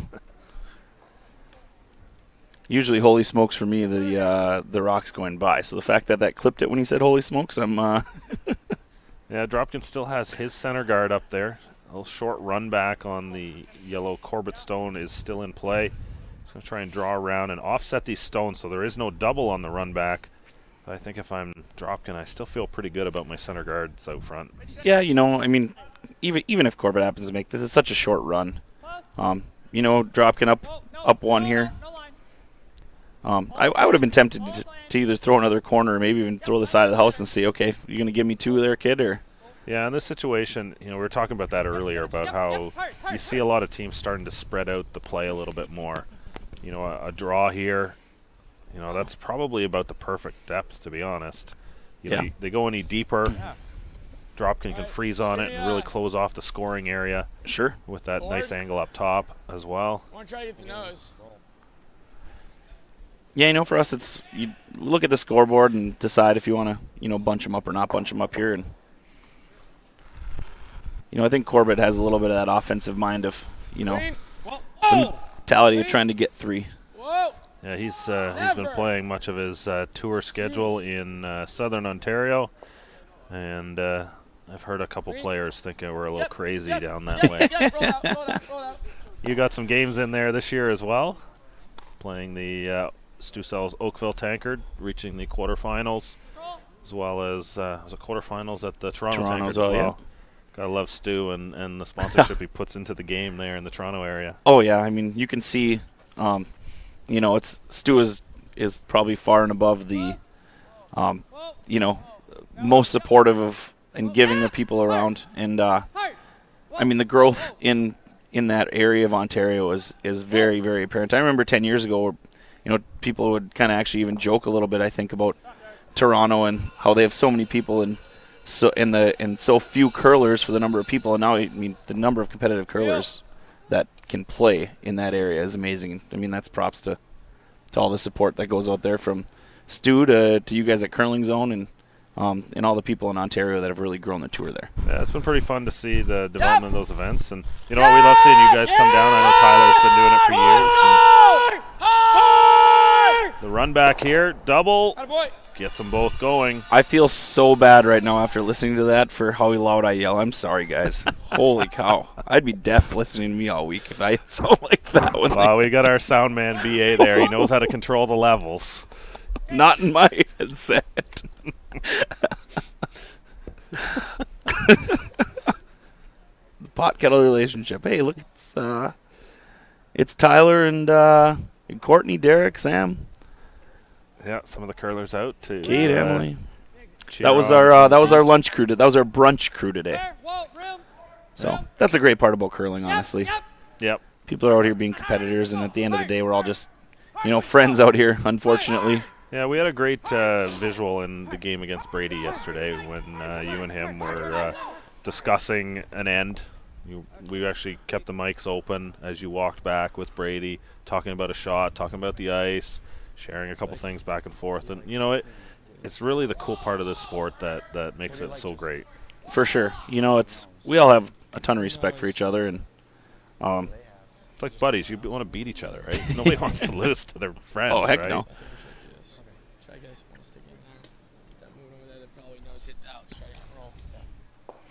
So Corbett looks like he's sitting second shot right now.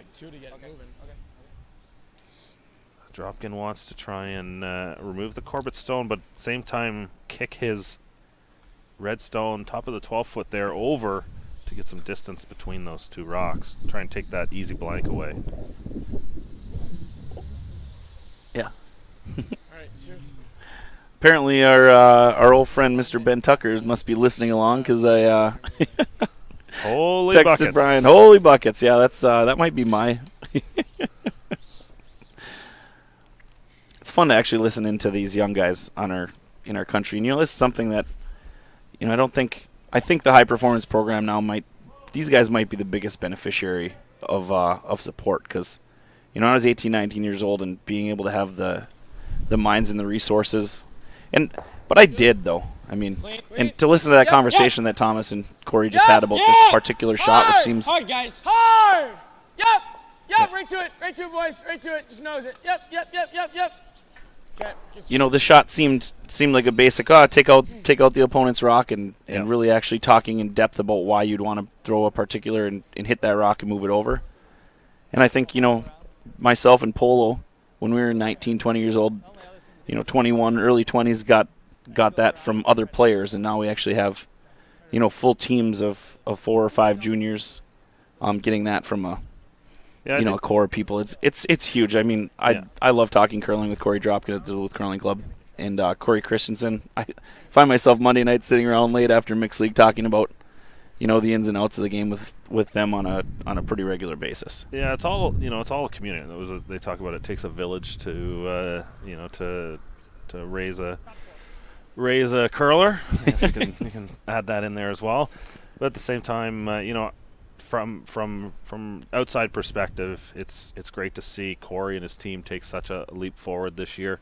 They did lose the final game in the junior nationals, but they probably were the best team all week, and that just that for the long-term future of the game, I think that looks really good. And then of course the Christensen team coming here. I think the commentary, I was talking to John Benton, I mentioned this earlier, was that I don't think they knew how good they were, and now they step out on the ice and they've been probably the best team all week. Yeah. Top of the shooting percentages and everything as well. Oh, just papers the front stone. Looks like it's still going to curl, though. Maybe even bury a chunk. It did, too. Yeah, I mean, that's amazing. And honestly, with, I know Ethan a little bit. He moved, down to cities for school, to Minneapolis. But, Quinn came to Duluth last year. And, I'd never seen him before. And he started curling with Ethan last year and, played league at the same time. And we were always the next sheet over from Lee Lexell, who had took Wes's spot when Wes went down to school in the cities. And seeing the curler that he's actually become in the last 2 years, I mean, we played against, here's a mixed team that they play on Monday nights: Corey Dropkin, Corey Christensen, Quinn Evanson, and Tina Persinger. Not too shabby. I'd hack waiter to tie with my wife and two other pharmacist friends of hers. So, but no, I mean, and they were all throwing the rock so great. Yeah. The week after juniors, I wasn't surprised to see, how much success Quinn's team actually had too. Because well, part of it too is the success of Corey and how good they become drives out everybody else to have to keep up. Yeah, I think the challenge and you know what, they played a great game in that final to win it. They really did. Like, the game wasn't won on missed or even missed opportunities really that much. Yeah, right to it. Right to it. Whoa. Little roll under, no. So in this situation, Mike, we talked about patience earlier in the game. I'm wondering if Corbett maybe forced the issue a little bit here. He could have played the hit, the double on the front two stones, try and work towards a blank. I highly doubt we would have seen, had Corbett managed to keep his shooter in the rings, Dropkin's probably going to be forced to hit it. They're not likely going to try and do something. Right. For Corbett, they would have had a little bit better opportunity to get the blank here, take it to the next end, and try and generate a deuce. Yep, that was even earlier in the end, too, if he had the opportunity as rock under the center guard and kind of just throw to the side of the rings, and you control shooters all in, and you get, as long as they don't make one really good roll, you get a deuce without too much without too much fuss. In worst case scenario, you get a blank out of the deal. And now here he is drawing, for 1 against 2. And that's how these young teams have to learn, though. I mean, go and hopefully they have somebody back there watching, coaching them that can talk them through that particular instance. So the next time those opportunities come when the score is 3-2 in the sixth end of an important game, that's that they make the right decision. So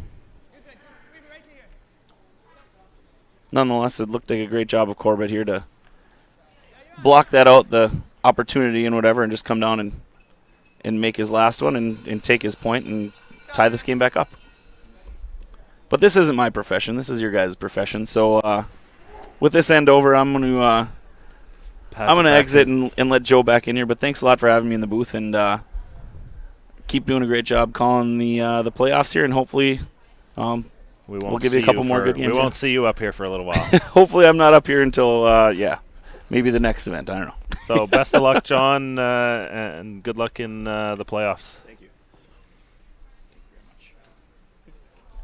It's hot right here. Over here it was freezing right there. Thanks, John. It's always good to get John's insight on the game and his insight on the strategy. Yeah, very articulate and knows the game very well, inside and out. And it's looking forward to seeing how those playoffs are going to play out. So just a reminder, you can reach us here in the booth at 2015 Nats. That's the hashtag 2015 Nats. As we're into the seventh end, man. Let's see if there's anything in the Twitterverse that we want to look at. Over and off. Yep. So we were talking a little bit about the high performance program earlier and stuff like that. It's you look at a team like Schuster, they are unfunded, they're not part of the program, being pushed by Heath McCormick and Craig Brown. But at the end of the day, that's what we want to see happen with these teams. We want to see, all ships rise kind of thing. And as the funded teams go out and chase the points and compete at a high level and play good games, it's guys like Schuster who have a track record of success in the past. They're kind of forced to do the same thing. And he's had a solid year on tour, and he leads the points chase coming into this event. Yeah, so long as we're not driving folks out of the game, that we're raising the level of everybody involved, I think the high performance program has a lot of advantages. Yeah, you do talk about that to a point, driving people out of the game, and there will be some of that. There's people out there who just can't commit the time, can't commit the financial resources to it, and unfortunately that's competitive sport. It's about being the best, getting the best team out there at the end of the day, and to compete with the teams around the world now, you really have to play a lot more, and you have to get to the major events in Canada, play those major spiels, earn your way into the Grand Slams, because that's where you've seen teams like Nicholas Edin, Thomas Ulsrud, they've really cut their teeth playing regularly in the Grand Slams, and being able to play on this kind of arena ice all season long makes a big difference when these teams get to the World Championships at the end of the day. And so I think at the end of the day, we're going to need to answer the question: how do we fund the teams that are not high performance? Sponsorship is really the answer there, and how do you create opportunity for individuals or organizations, companies to get exposure through curling in the United States? Yeah, I think, you look at Gemmel's team here, they may not have approached it the right way, but, the whole micro-sponsorship idea, it's a great idea that, I think is something that will take legs.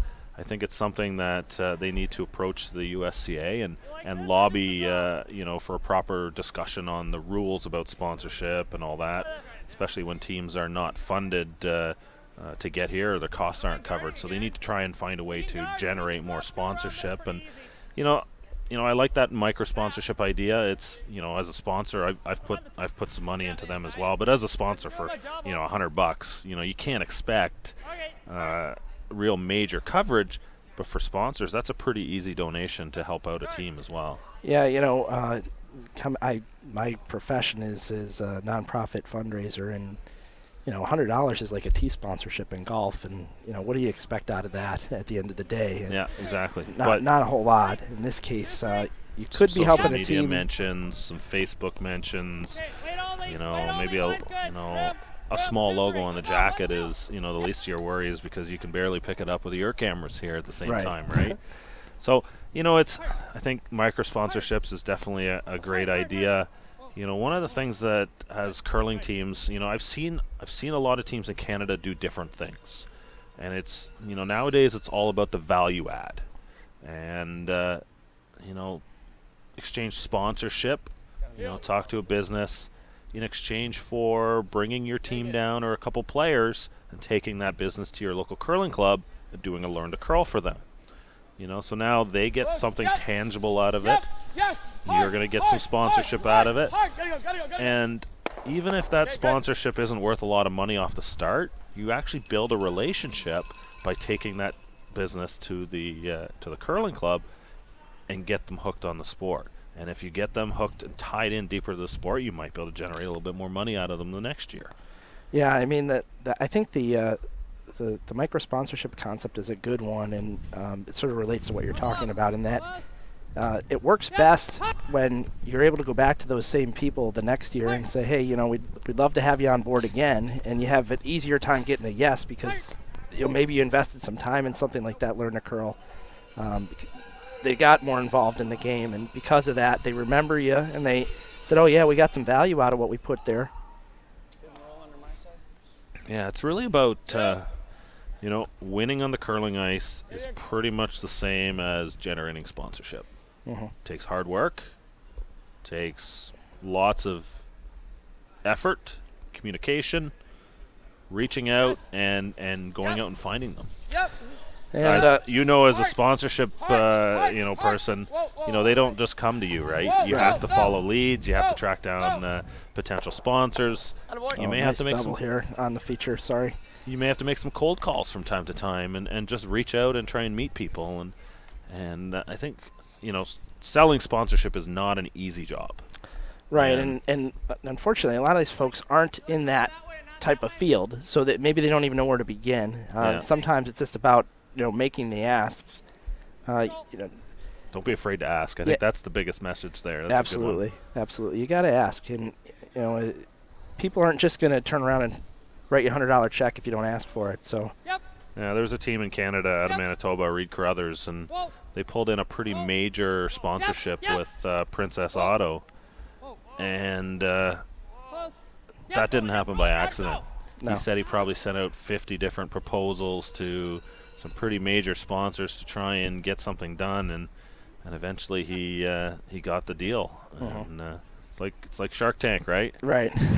You just gotta put yourself out there. So Clean. Dropkin's made a couple nice shots here to kind of take the end away here from Corbett's control. Never. Yeah, you don't have anything. Other than that curl. Oh, and here's a miss, and puts Corbett somewhat under that long guard. See what he decides to do here. Looks like he's going to try to split the house, force Dropkin to one. Okay, yeah, I'm fine with that. I was just forcing. Yeah, that's guard. Change their mind. Guard is okay. Let's do it. Two. Jerry, I'm not sure Okay, all right, let's do it. guarding a rock that's just in the 8-foot's going to be good enough against Dropkin. Splitting the house makes a lot of sense to me. Is the 7th end. Nope. Could get a force and get the hammer back in an even end, just down one.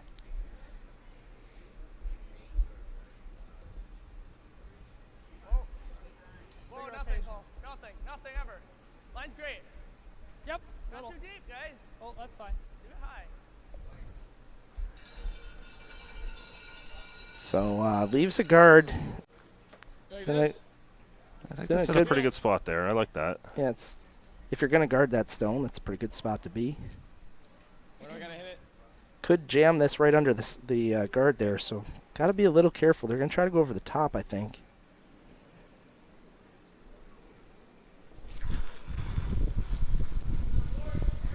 Yep. Whoa. Looks like we maybe lost stone on sheet B. Overthrown bit here on the feature. Gemmell with the hammer, 6-3 lead. The hit for a single now leads a 7-3, heading into 8. Pretty solid lead for Team Gemmell there out of New York. Yep, they've been able to maintain that lead after taking that 4 spot in the second end. So Brandon Corbett looking to put up another guard on that shot they've got in the 8-foot, trying to get a force or a possible steal.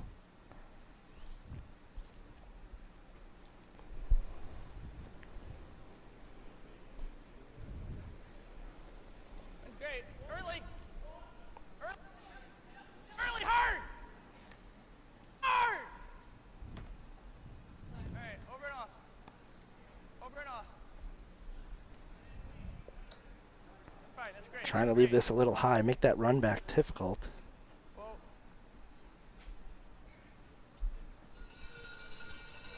Pretty nicely placed there.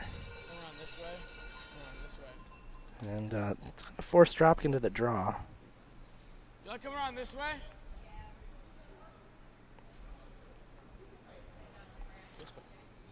The wide outside draw. We don't make this, and they just go around.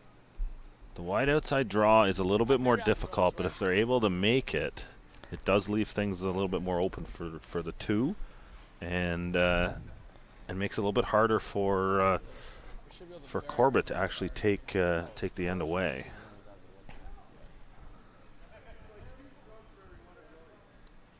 This shot, though, if you You know, you can go deep around the outside.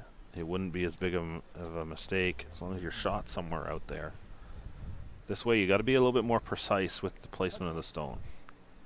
You know, ideally, if you could be, you know, if you could bury it half around the rock in the top of the 8-foot.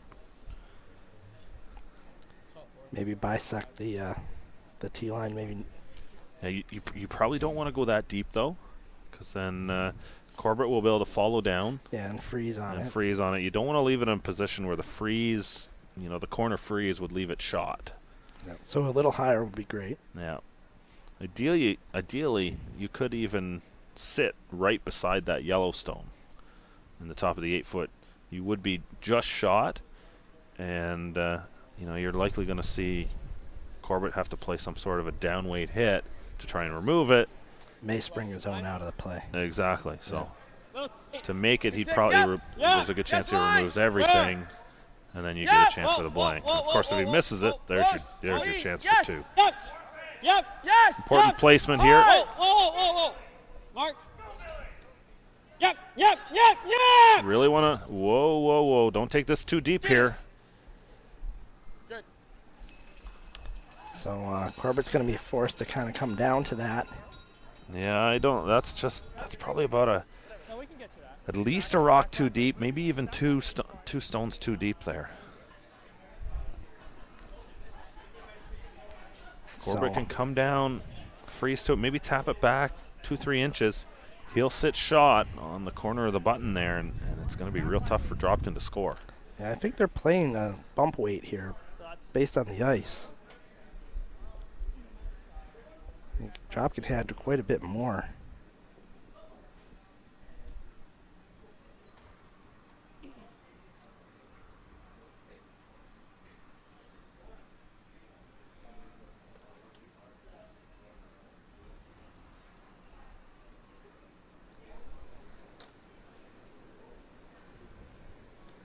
Close. Whoa. Yeah. Whoa. Hard. Yes. Whoa. Throwing weight to bump this out of the 8-foot. This is such a great opportunity to just throw a draw here. Yes. Yes. Hard. He makes it and can Line sit looks 2. good. Does get it out. Very well executed shot there from Brandon Corbett. So this is going to be the hammer. They're going to get their force. Whether I liked it or not, he made it. That's right. It's always Doesn't good when matter. you make the shot you call. Yeah, doesn't matter at the end of the day if you can make it. Sometimes in a situation like that, you don't necessarily know what the line is for draw weight. You haven't thrown it in that spot. Again, we've seen in this game a few times where I think Brandon has kind of opted away from the draw. Yeah.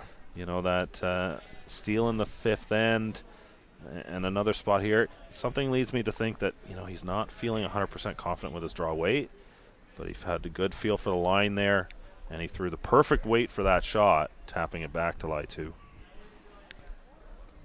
So Dropkin here with a hit and stick in the 4-foot.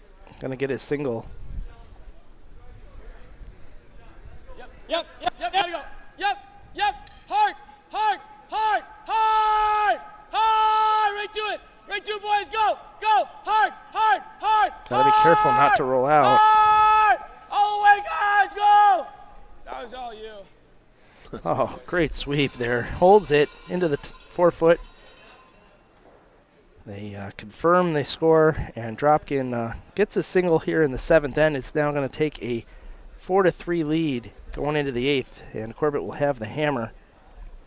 Curling is one of the fastest growing sports in the United States. The number of curlers and fans continues to grow each year. USA Curling is working to ensure that we can continue to bring coverage of events to you, including news and updates in the magazine and newsletter, the live web streaming of nationals, and television programming like Curling Night in America, airing on NBC Sports Network.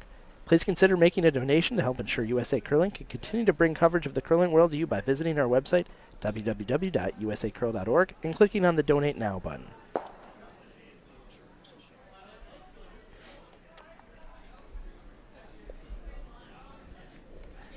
Fake Dave checking in. We got pink ice on adjacent sheet, I guess. I think they have some sort of promotion where the ice turns pink for a hockey game.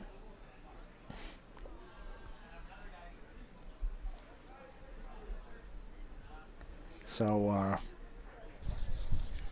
8th end, getting down to it in this tiebreaker game between Dropkin and Corbett. Dropkin looking to put one into the 4-foot Where we at? with Andrews Perez first. Get here. Yep, keep it going. Keep it going. Go now, go now. That's fine. Good there, Andrew. That's sweet. So, Corbett looking to put corner guard up. Huh?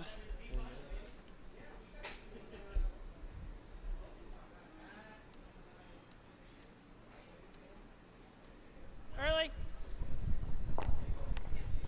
Early, picked right out of his hand. Yep, over and off. Room. Whoa.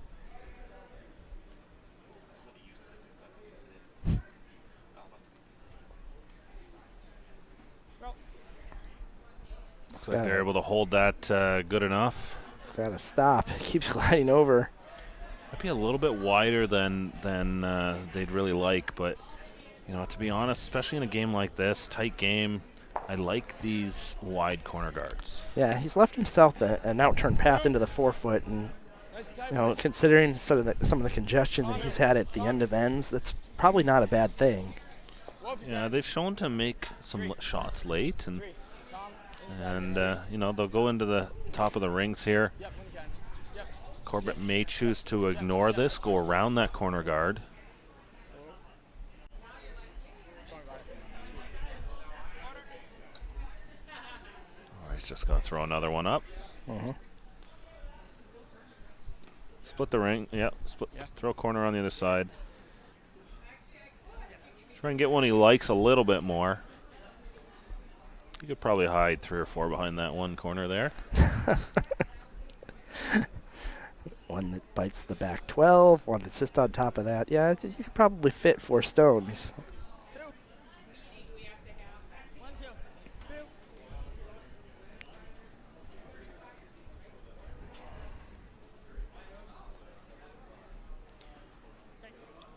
This one's a little bit tighter than he probably wanted to the center line. The way it works out, though, those red stones, you can hit and roll off those Halfway tight. fairly easily now. It's also a stone you can run back into those 2 stones in the middle of the sheet there.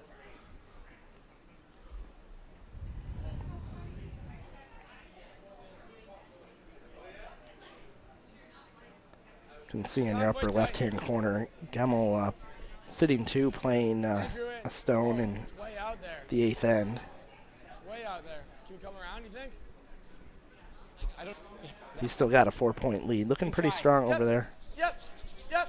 Yep. Hard. Hard. Hard. Hard.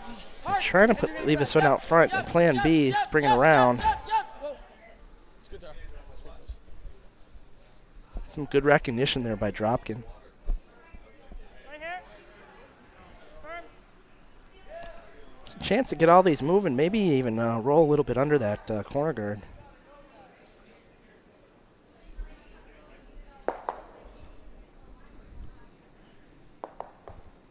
Yep. Whoa. Whoa. Close. Whoa. Whoa. Paul Little trying to move all those stones, just single peels. Not sure, guys. What do you think? We can either keep guarding or we can peel. It's not the greatest to set up. Try to go right there. Like that? Yeah, I know. We'll still be counting, but. Can we leave know what you mean. my side? Short sliver. Oh, wait. Oh. You guys like that?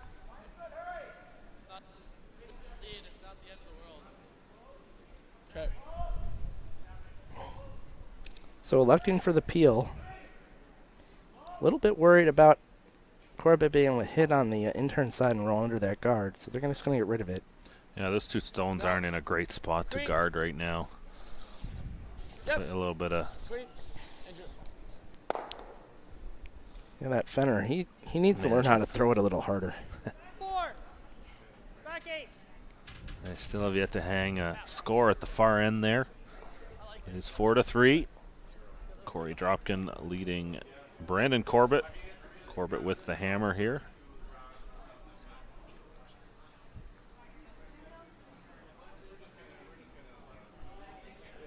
So, Yep. Yep. I think Corbett's trying to jiggle this a little bit. Rim. Oh, yep. If he can create a little pocket for himself, that would be a pretty good shot. Yeah, that was the issue with that draw coming heavy earlier in the end. Doesn't need to move it much. He'll create a nice big pocket here. Yep. Yep. Coming in a little hot, Look at this here. but really nice. Beautiful. Great shot there from Paul Little. You know, this might be a spot here for Dropkin. He could just peel the other corner guard right now. Yeah. I don't even mind the thin, and you may redirect into the pile in the middle. There's a chance he could be doing Corbett's job for him here. Exactly, and that's the concern here. Yep. He Clean. does the job here. Corbett then draws around the corner guard. Whoa. Carl, come on. Punch it right through the hole. Oh, nice shot. But for Corbett, those two red stones are still in a great position. You can come down, play the freeze. Control. Looking at playing a hit here. Gonna try to hit and roll on top here. Not crazy about this shot call. No, these stones are in a great spot here for Corbett. If he was just a corner freeze on that top stone, it's not going anywhere. Yeah, I think sometimes we get a little concerned about how many of our opposition stones wind up in the house, and he's still got open shots on both sides of this center line. I don't know if he needs to panic just yet. He makes Nice. this good. Up. Just makes a nose hit here. That's going to be easy to remove for Dropkin. Less stones for him to Triple. play to. Right here. Give me I think that's just a missed opportunity there. I think the house was set up real nice for Corbett and just failed to recognize the opportunity. Yeah, I think he sees rocks in front of the tee line and says, I want to try to make sure I score here. No. Off. Off. Clean. Clean. Clean, boys. Whoa. Close. But he really needed that roll if he was going to make that shot. Off. Yep. Good throw. Pretty nice shot there, rolls away. And Derek Corbett is going to throw his second stone of the end. Looks like they're going to try to hit and roll under the corners. Or that, well, one's not really a corner guard, the one in the 12-foot. I think you gotta, now with them spread out so much, I think you gotta play some sort of a hit here. Yeah, I think they settled on sort of that hit and roll they just tried. Yeah, I like this call. Hit and roll closer to the other ones, group them around. You know, you kind of got to think about, you're still trying to score here, but you want to still have that option, that blank option. Oh, this is thin. They may be. Maybe they'll make the thin double here. Yeah. Good read, spin it and all run. over to the side. Nice recognition there by Brandon. Wound up a little wide. You want to group some rocks together? That's a great way to do it. That's one way to do it. Just tuck the hair underneath. Does increase. That's the word I'm looking for. The level of difficulty of this shot. Dropkin has to be careful that he doesn't overcurl, touch that front red stone. Sometimes that leads you to maybe set it a hair. You may get a rollout here if you hit this too thin.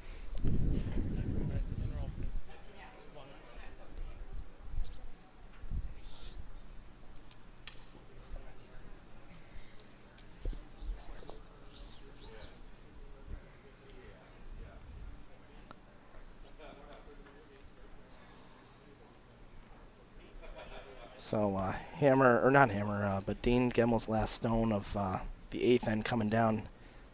Pustovar sitting 2 on the side, 8-foot.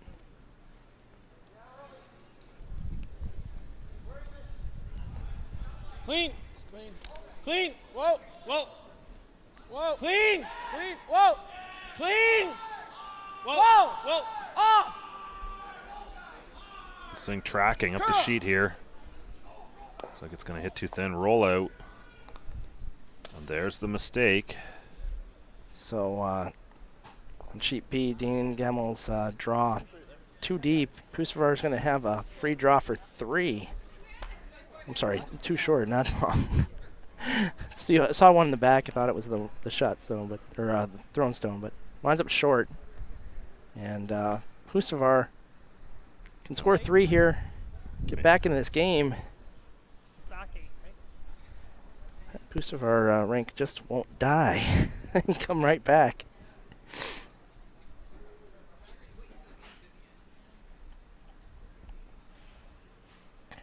So he's going to use that Dropkin top 8 stone. Try to get draw around it, this, yeah. On this ice, it curls so well, he can probably half to 3/4 bury and still be sitting shot behind that stone. Clean. Close. Where is it? Whoa, Jared, it's your stone. This has got a long way to go. Yep. There it makes its move. That's great. Go hard. Hard. Hard boys. Hard boys, go. Hard. Every inch, go. Hard. Oh, look at this. Hard, go. Can they get it around? Oh, just ticks. Oh, man. Just a few line mistakes this game by the Corbett rank and ticking guards. Yeah, it's just that anticipation. You gotta know when it's gonna break because it's too late. You have to start sweeping before it actually hits the break. Because once it goes, you've missed it. And that's one other thing about arena ice. This ice, it's a hard late curl on these stones. It'll run straight, run straight, run straight, and then all of a sudden it'll put the blinker on and go. So, you know, best teams know when to kind of control when that break happens. And exactly, it's anticipating that break point, and until you see a few rocks travel down the sheet, and when I say a few, maybe a few thousand rocks, right, it takes time to really perfect that feel for it. And you know, these are the kinds of things. That's a feather, quarter of an inch from perfect. But Dropkin's going to be able to hit this. Likely roll over, lie to, and force Corbett into a single point here. Clean. Clean. Whoa. Clean. Yep. Yeah. Whoa.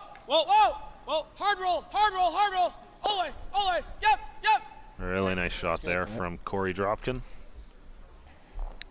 So Brandon Corbett elect to hit and sit on this one. So if they stay in the 8 foot, they'll get their single, tie this game up at 4. Relax.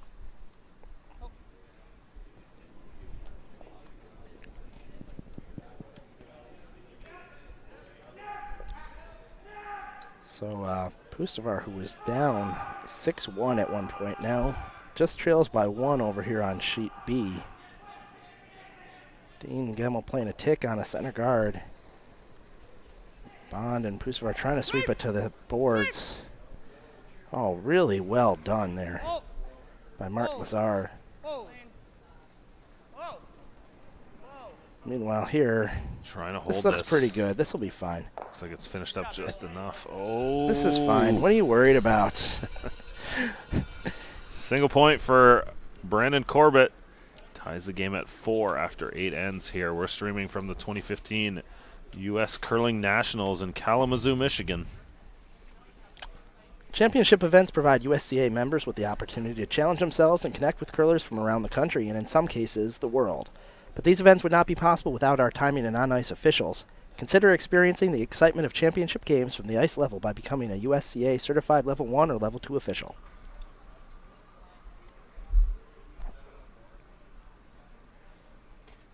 So, really getting down to it here. Tie game, 9th end. Corbett, I think, is going to have to try to force the issue here.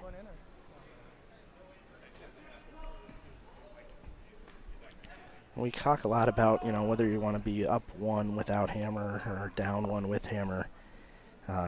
Can't afford to let Dropkin blank this end and retain the hammer tied. Yeah, I'd say the same. There's a bit of a debate over both up 1, down 1, but you can't, you can't let him blank this end and leave it tied and be tied without hammer. So throw a guard here, maybe 2, depending on how comfortable you are and how aggressive you want to play this. And the other part of it too is, where does the Dropkin stone go? Right. I think I like a guard here to start. Little Dropkin. in between here, but oh man, I love this call from Corey Dropkin. Going to draw open side. Let's go to the side. We'll just peel. So he's going to play kind of a conservative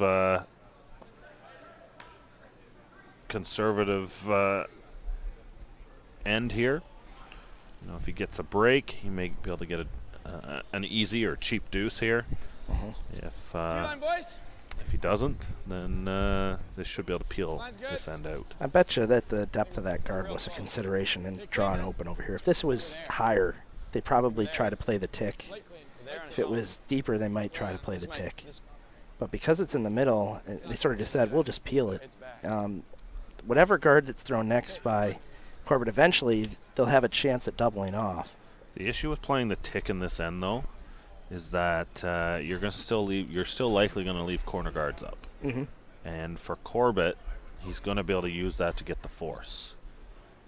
By going open side, I think this leaves the blank more possible. It's great. Line's good. Where? 3, 4, 4, 5. So You know, knowing that, how would you counteract that if you're Corbett? I'd like another guard here, actually. Yeah. I think I might throw another center guard here. Throw one just over the hog line to kind of protect that guard that you do have. You know, they're gonna go in here. Wind up shot stone under that guard. There's a good stone. This is a little bit less aggressive version of that. Is that jam? But now, you know, with the way this ice curls, Dropkin's going to be able to have Andrew Stupera throw it kind of a downweight hit, hack weight, try and hit, roll to the other side of the sheet, and now the rings are split. Just has to avoid that jam, and they've lined it up. Yep. Yes, line. Hard. Hard. The other spot here is if they were ever to, you know, you throw a hack weight here, if you rub the guard, you might roll that on as well. You make the tick as the alternate option here. That's sort of what looks like might happen here. Corbett ready. If he can sweep it all the way out, it's going to get replaced. Just to the edge. Perfect. Oh, my. Didn't hit it. No. Unbelievable. That's where weight control. Seems to be Stopera's bread and butter. Just getting it just close to the bumper there. Yeah. That's where the alternate option there is perfect. You know, you got to throw down enough weight that when you do make contact with the guard, that's the result you get, and you know, that's perfect. Now Corbett is going to be guarding for his life here. Yeah. If one of these guards, you know, it only covers half that yellow stone, Dropkin's going to be able to come down, make the hit and roll, split the rings, lie two, and Corbett's going to have to make a tough double at some point to get out of trouble here, which even if he does, will probably result in a blank end. Right. So you got to guard at least that half of the stone here. Yeah. I think, you know, the more I think about it, I think that second center guard is really the response. Yeah. When they drew open side there. Yeah, because then you're saying, hey, you know, we're going to play pretty aggressive here for the steal. Yeah. You can't just split the house. We'll come under, and then we'll be able to try to guard our way out of the end. Yeah, and it does, you know, it's that kind of thing. You know, an aggressive steal end will often lead to a lot of forces as well. So, I mean, the thing that Corbett does have going for him, if he can maybe guard one or two more times without that double peel being made or some sort of hit being made, he could probably just figure out a way to sit two and get the force that way with that rock being in the house. Yeah, the only concern right now is if he does make that hit on that other stone, it's a pretty makeable double. Yeah, he may have to wind up trying to sort of freeze on that rather than just hit square.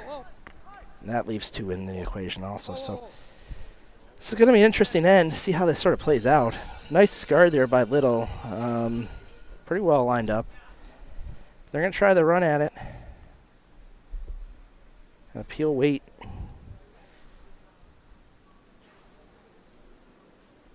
Yep. Hard. Hard. Looking to hit this high enough. They don't want to jam the one in the back. Big mistake. So, good opportunity here for Corbett. I don't understand calling the peel that way anyways. Yeah. It was the only way that was going to happen. Probably the turn that the thrower Was it Mark Fenner? It's probably the turn he prefers. Right. But, you know, there's just, Yep. Mine's good. you know, missed opportunity here. Mine's good. Yep. Definitely room, little room. Yep. Yep. So finish Corbett's room. Yep, defending yep, now against basically a yep, blank yep, attempt. Keep her coming. Every inch, Whoa, Jared. whoa, whoa, whoa. You're okay. You're okay. Yeah, now if at some point he chooses yep, to split yep, the yep. rings, he can decide where he wants this guard to go, or the draw to go, sorry. Yeah. Nice guard there by Derek. Peel. So peel attempt coming.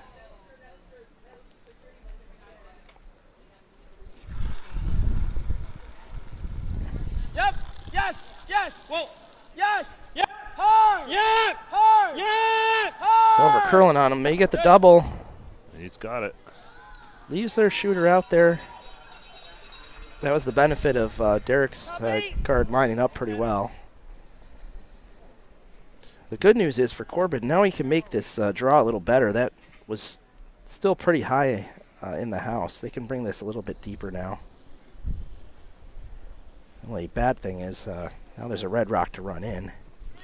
Yeah, kind of, well, pros and cons. That's right. You don't get everything. You don't get to play 2 shots in a row. Room. Lots of room. Whoa. Tons of room. Tons of room. Yep. Are you great? Now go. Hard. Go. Hard. Hard, boys. Go. Hard. Well, they need this to count. Hard, Keep it going. Keep it Nice going. sweep. There it is. Nice sweep. Good sweep. Not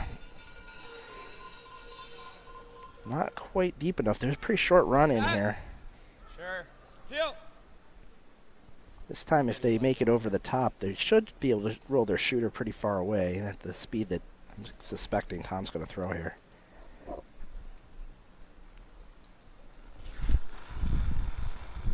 Whoa. Close. Whoa. Close. Whoa. Whoa. No, Off. off. Curl. Off. Right Come off. on. Get up. Get. Over the top. Do it. So, Jerry, is this the time to come in? Darn. Guess not. They're going to guard again. Throw another guard. I don't mind this. I don't think, you know, a good young hitting team like the Dropkin team, I don't think you want to give them too many chances at the double. Yeah. Two's good. And the big thing about throwing center guard, usually the way they line up, you're going to have some sort of a guard to hide behind. With your last. Yeah. Go Should they make second the run back? The real question is, would they even hit at this now point? now they are thinking about it. Yeah. And Brandon's going to come back down and talk about it. Let's listen in. Trying to figure out where he's not going to make the double. Here, you can't. Yeah. That's the best place for it. Right? She is good too. That's okay too. Who's trying to force? Another. Yeah. Oh yeah. All day. Okay. This is the right call. Okay. Let's make it then. So they talk it over, and they're going to try to split the house. Sometimes you need to sit back and think about Either top what you call think or the down. opposition's going to do.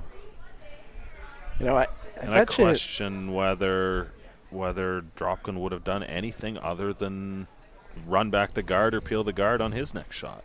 Yeah, you know, I wonder if they're concerned that their rock is so high in the house that if they guard it and they stagger it all, that Dropkin just comes around, maybe sits in the 8 foot somewhere and gives themselves a shot at 2. But based on the way he's played this entire end, It doesn't seem likely. It seems like Exactly. it's in his head. He's been trying to blank this end. I think playing against a wily veteran like some 2 guys over on the next sheet over, or 2 sheets over, I might be a little bit worried about that. No. Yeah. I think against a team like this Dropkin rink, I'd be more likely to see they seem pretty hardcore committed to this plan, and now unfortunately It's not too bad. they've left a pretty makeable double here. Half stone Would have been better to double. bring this back a bit more. Yeah. Then what were you thinking? It seems like I'd rather make this. the Corbett team made a lot of great decisions in the first half. Patience, wait for the play to come to them. As the second half of this game has kind of come along, you know, they've seemed to force the issue a little bit and gotten themselves into some trouble because of it. The rock pass to base there.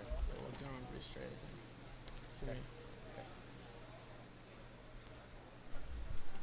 Okay. Do this. Okay, you got it.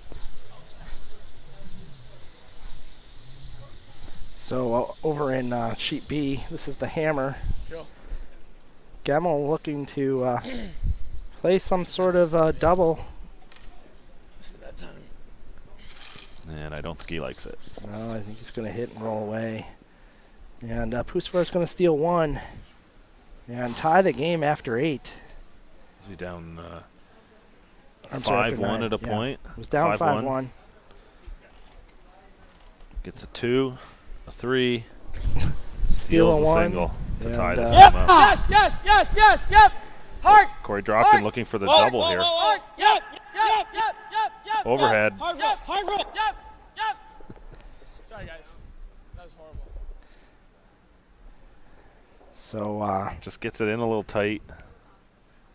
And Corbett can split the rings here. Corbett lies 2 now, or lies shot. Yep. So he's going to try and draw around to the top of the 4-foot here. Anywhere between top 4 and top 8 is good. You don't want to be deep. Same way I just threw. BA working feverishly here. Multiple cameras. I think he needs another hand or 2 over there. I think he needs a few more buttons. Yeah, I gotta love the setup that you guys bring to these events. Absolutely brilliant setup. Broadcasting these games to the rest of the world. Where is it? Line's good. Where? 5 only. And just, oh, the hog center guard on the Gemmel Close. Nope. Pustivar game. Whoa, not deep. No, cannot be deeper than this. It's amazing how often that happens. You play the whole week and you know you need a center guard and you pull the string just a little. Draws back to the button. A little bit of a teaser there. Yeah. Well, here's the question.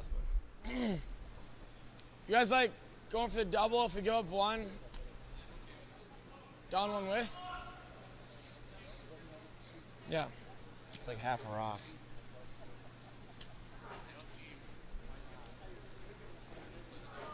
Kind of. Do you guys want to be down 1 or up 1? You like what? Talking about coming down, I think bouncing about half, rolling over, getting the double. I think this is a great discussion here. Got hit like They right asked the here. question, would you rather be up 1 or down 1? I think the question You is, guys like on a straight turn? The out turn? would we rather be up 2, and what's the risk we're willing to take that would put us down 1? Right. Okay. He figures half rock on this double. Feel? I mean, that's where you want your rock to pass through. I think this is where you look at the situational stats. You talk about this and you say In's I think better. In's In's better more action. action. 60% up 1 without, 40% down 1 with. I just- But I if you're forgot able to get the pronunciation. deuce, it pushes your numbers upwards of 88% or so. So you got to wonder how often do you make this shot. So you're risking 20%, 60 to 40, for almost a 30% gain. So you need to make this probably about 40% of the time for the risk to play out. So if you sit in the hack and say, you know what, I'm going to make this shot 50, 60% of the time. You take it every time. Yeah. Yeah. 60% of the time, I do it every time. Right.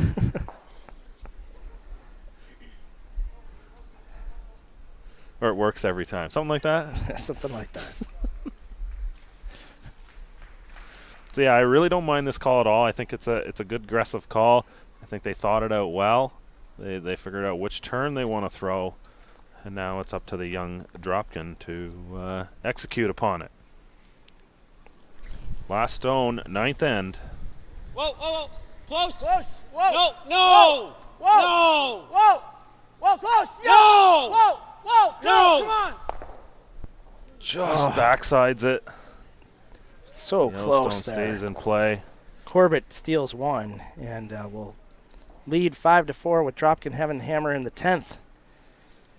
Volunteerism is the lifeblood of every successful curling club. USA Curling recognizes the importance of club-based volunteer efforts to the growth of the sport through the Volunteer of the Year Award. Nomination forms for the 4th Annual Volunteer of the Year Award will be available soon online.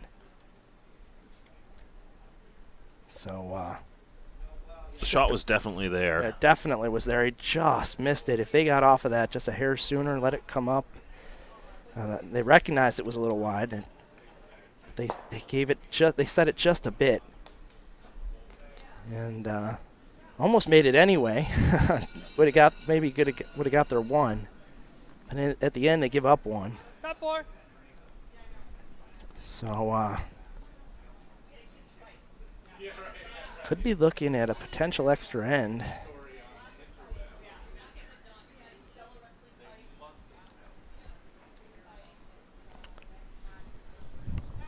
Things getting a little more complex than that Pustovar Gemmel game. Line's close. Line's a little tight. Where? As Gemmel has left a Go. rock out front. Can't hurt it. Can't hurt it. Got to be top 4. Don't mind if it overthrows it. Top 4. Go, go, go, go, go, go. Pustovar puts up a center guard. Corbett brings one into the 4-foot. Just on the tee line. Dropkin doesn't waste any time. He's going to put up a corner guard.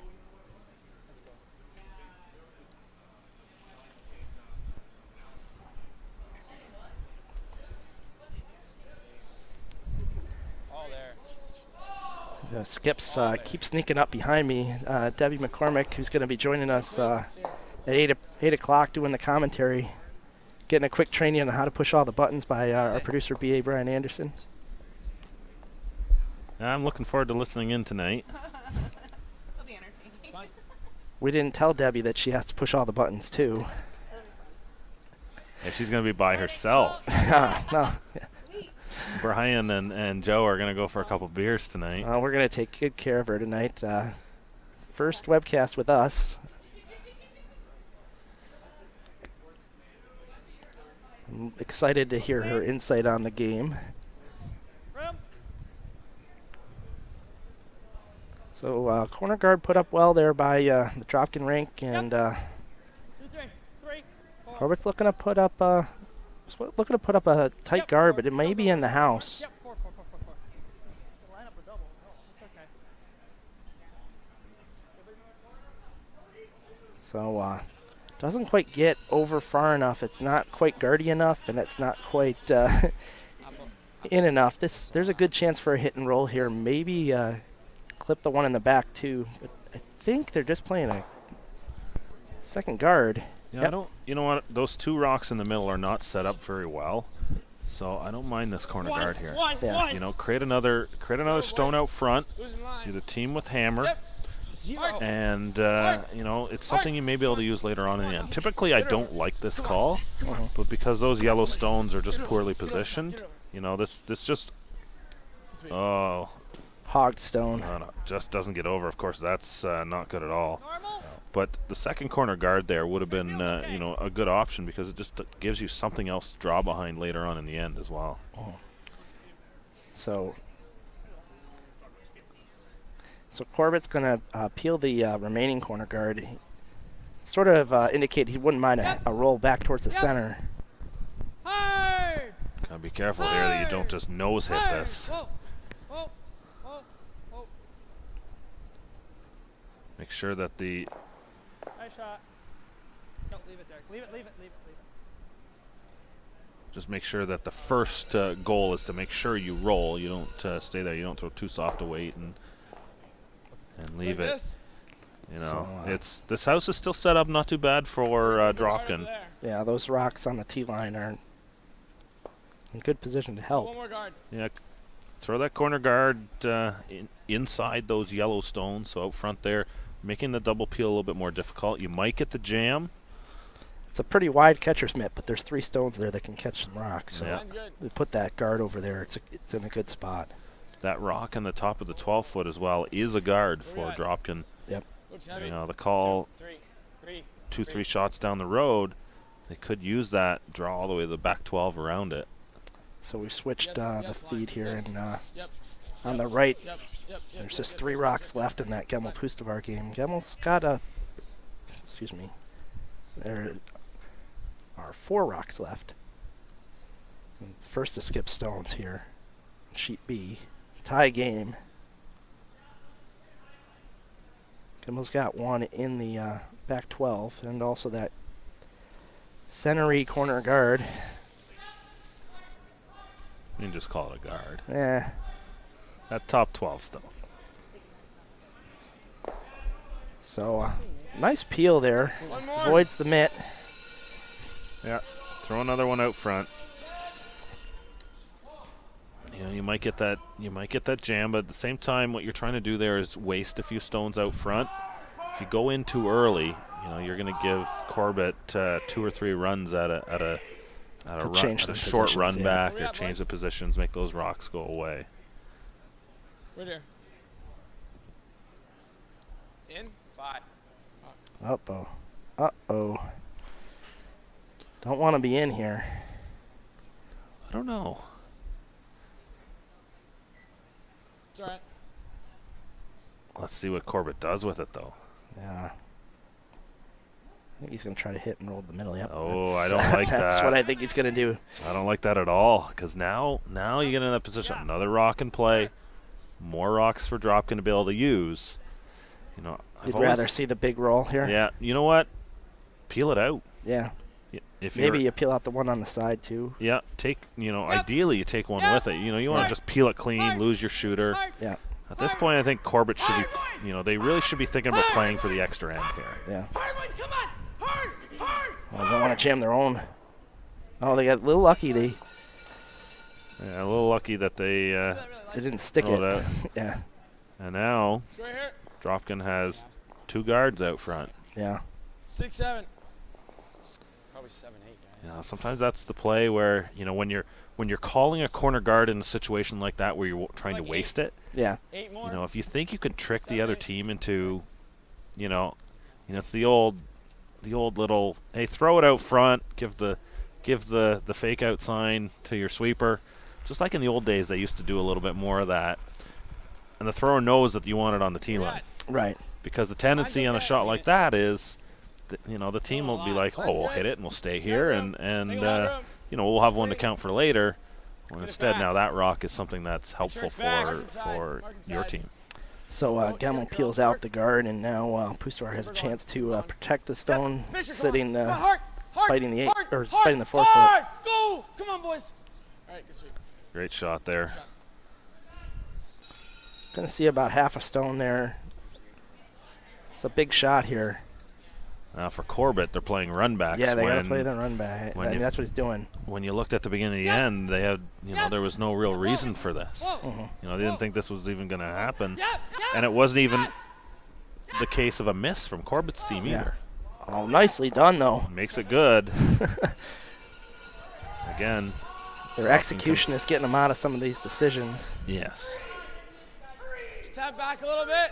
Still have that corner guard up. A little more Stone weight. in a good spot. Come down, tap it back behind the tee line.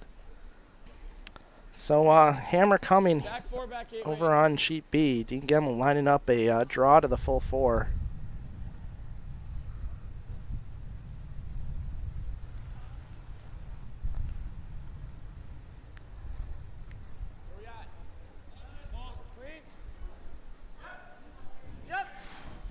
Billy sweeping all the way to the Kalamazoo Airport. Coming back. Well, the question is whether he's going to be sweeping to the Kalamazoo Airport after this. So a nice stone there by a Dropkin rink. Pushes that stone into the 8 foot. And their shot stone. Again, forced into a tougher shot than they really should be at this point. Stay with it, boys. There it is. I like control. It's heavy right now. I like control. Stay with it though. Let it curl. Yep. Easy, easy. Yep, yep. Whoa, whoa, whoa, whoa, whoa, whoa, whoa, whoa, whoa, whoa. Clean it. Clean it. Oh, nice draw right to the button, and Gemmel's going to advance to the next tiebreaker game at 8 o'clock. Managed to milk that 4-point lead for all it was worth. Get it down to that Last stone in the 10th end. Nice draw, nice call, good sweeping. Gemmel advances. So here's the control weight hit here for Brandon Corbett. Sweeping right out of his hand. He doesn't like this. Oh, I don't think you want to be off here. You got to go. Just sneaks by the guard. Oh my goodness. Wow. Living by the skin of their teeth there.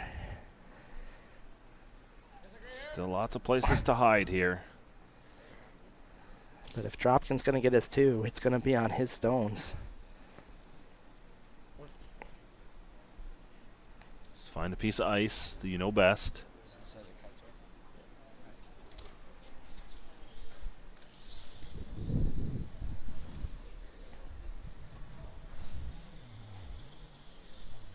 Alright. Let's get like half buried in the 4-foot top 4. What do you guys think? For weight.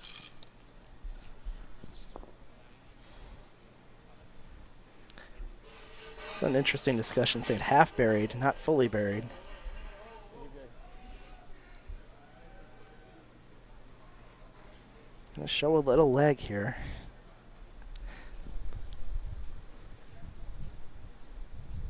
Pretty tight.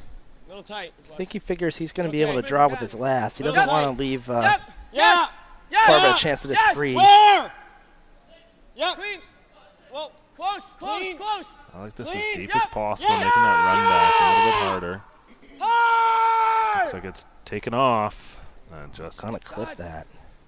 just missed the curl on that. Might have caught something, causing it to take off on them. Little roll here is pretty good. I mean, you can't roll there, obviously. You gotta roll here. You can also draw, Brandon. Yeah, but these 2 will double. We have to either get rid of that or sit third. This is really good. This is real good, right? Oh, Lord. I like that. Save me now. Even if you clip this one, that's okay, right? Yep. This has Half an inch more? gimme double We can written show 'em all here. over it. There's Yeah, a but lot it- of places that if they don't come deep enough, it's going to set up a pretty makeable double here. But he would need a It hasn't triple if slowed down at all? he sits. Oh, with the one in the back as well. Yeah. Yeah. Yeah. So Fight the 8, boys. I like the thought process here. Hitting that just leaves him the wide open draw. Yeah, with the one in the back. Yeah, that one was blocked by my laptop monitor here a little bit. Not so. Yeah. If he can just get one fully buried. Yeah, he has a lot more room to work with in Yeah. this situation with that one rock Where? in the back. No line. Just doesn't No want to line. line up something Yep. silly Line's next good. to that stone Yep, in the hard. top 8. Where is it? Whoa. Whoa line. Close. Clean. Whoa. Looking for the warp in. Yeah, with this shot, he does give himself a chance to win it here. Take off this. Whoa. Whoa. Yeah, that's fine. Right there. Whoa, whoa, whoa, whoa. Looks like it's probably going to be good good, enough. Yeah, that should be plenty good enough. So now Dropkin's going to have to draw to the almost to the 4-foot Still the same draw. through the hole probably. It does curl enough to get there. Oh, for sure. The draw he sort of just threw.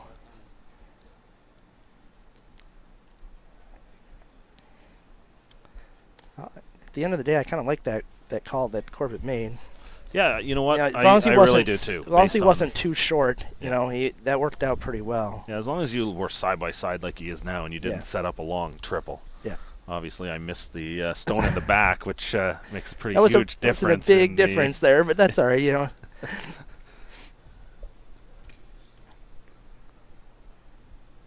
So, important shot here by Dropkin. Gotta get here, gotta get shot to extend this game to an extra end.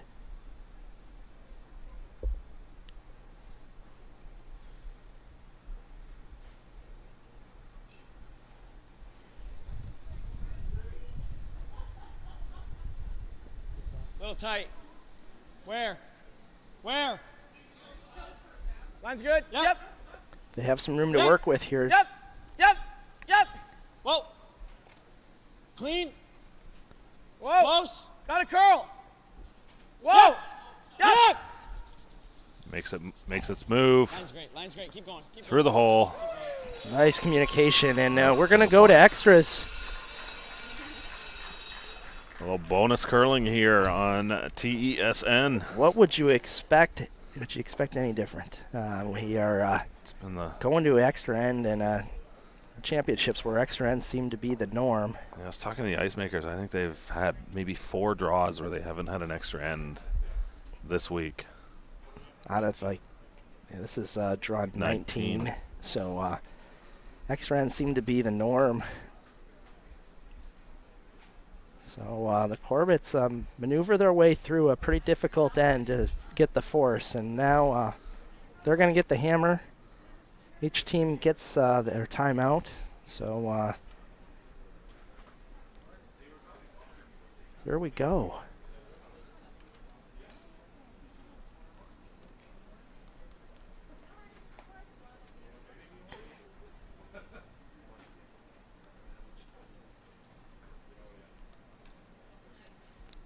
Yeah, the turnaround time for their next game, whoever wins this game, is supposed to be 8 o'clock. Yeah, they'll be back on the ice about an hour and a half from now.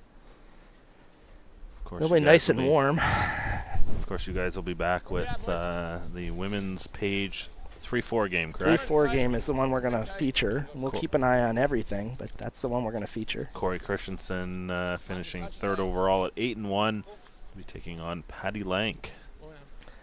The 1-2 game features Eileen Sormanen versus Erica Brown. And then the winner of this game is also going to be out there on the ice playing Dean Gemmel.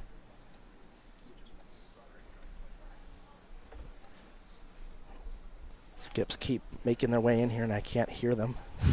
Dean just dropped his mic. Should have just kept it. He's going to need it for his next game.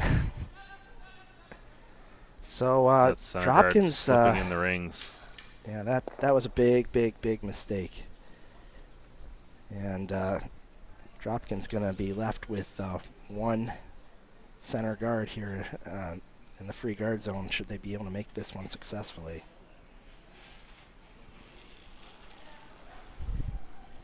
Andrew Stopera struggling a little bit. Where we at, boys? Line's good. On one, I think, earlier. Now throws one a little deep. Throw a little bit. This one looks a little better. Over now. It's good, Andrew. Good throws. Good position on that stone too. It's in a great spot. It's going to be a very usable stone to draw around. You know, Dropkin said something there to Andrew that I think was important. Andrew, his first one drifted in, but it was swept in by accident. He had actually made a pretty good throw, and Corey let him know it. It's good. Gotta be here. You know, should they advance, they're going to want to have all their players have as much confidence as possible. Yep, gotta be here. Yeah, it really is a team game, and mistakes do happen, and you got to pick your guys up, and now that's what the rest of the team has to do to finish out this end. It's always the unfortunate thing about statistics, as I talked to you. Sometimes the player, they show this percentage, a certain percentage, and while it's a team game and your sweepers make you some shots, sometimes they kind of hurt you too. And this case, pretty even matchup here. Wow, very even. 81% to 81%, 311 total points per side. Yeah. When you talk about where the shot and scores are added up together. 3, 4. And again, look, skips are dead even. Positional. 6. Tom Howell playing, having a great game at third. Seconds going toe-to-toe with each other, and of course the leads matching up pretty well too. Not much to pick from here. No. Straight peel's okay, isn't it? What's that? Yeah, peel's good. Yeah. Straight peel.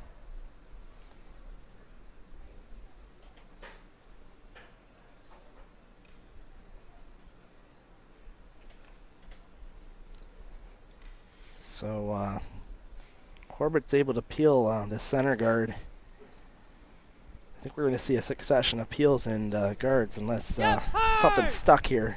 Hard! Hard! All right, you're good, you're good, you're good. Nicely done. Paul Little, professional peel artist. So we got an interesting little tweet here from Curl the Zoo, the Kalamazoo Curling Club. Godfather of Kalamazoo curling, Dean Gemmell wins to advance, wins the other tiebreaker game. Dean Gemmell actually an important figure in getting curling started here in Kalamazoo. Lived here for, I believe, 2 to 3 years. And he helped bring tours to the Roseland Curling Club in Windsor. And that generated a lot of interest locally. And Dean was pretty excited when he qualified for the Nationals last time here, reaching the 3-4 game with his team, and now trying to get back to the playoffs again this year, skipping the team himself. So Paul Little again with going to need to make another peel. Hard! Hard! Hard! Really hard! Really hard. That's sweet. Nicely done.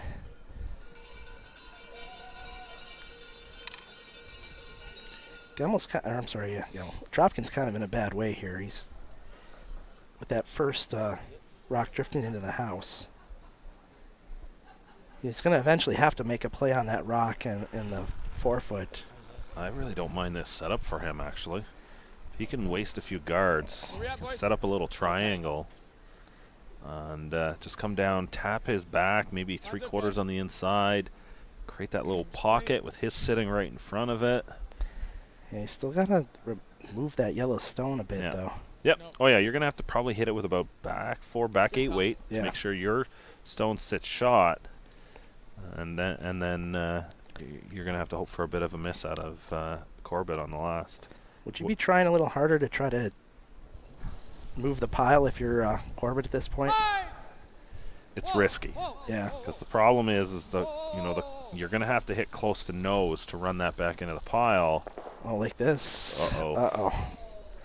That is bad. Yeah, they probably should have gone harder for sweep that one. They kind of let it up. I think Brandon was hoping it would come up and hit the red first. I'm not sure if I like it better that they picked the yellow out rather than missing and flying by. Yeah. It's that guard out front that they left up there. That's the real problem. Yeah. Let's have a timeout. So they're going to talk it over. Oh, this time, Fifth's not coming out this time. Fifth had been coming out on every timeout. We're gonna see Coach Wally Henry. That's right. Go out and now they need to call in the big dog. That's right. The only thing about going right here is then they can have the Wally's seen just about everything. Do we go up here? Wally getting the chant from the crowd. That's easy. That's the first coach cheer I've ever heard. They're just either way they're double peeling. Let's listen in But here. if we throw it right there, then they're running that theirs onto ours.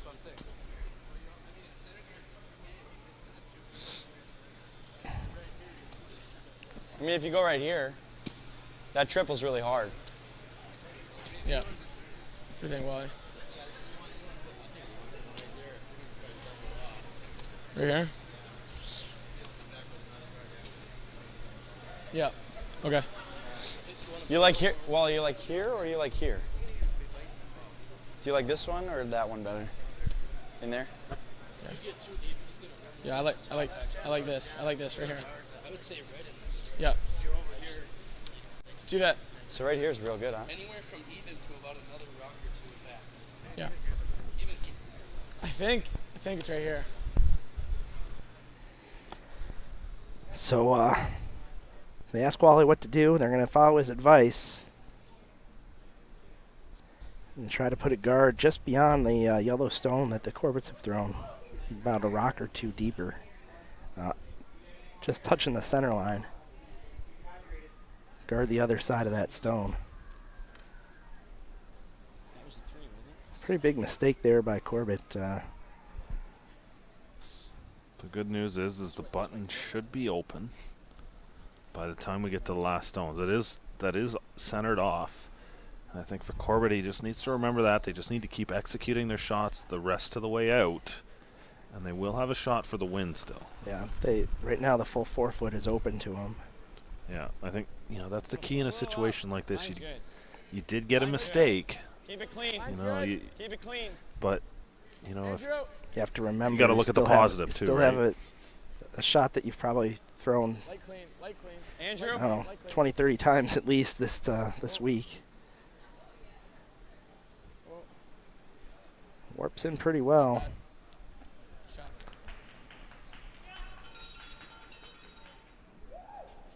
Interesting.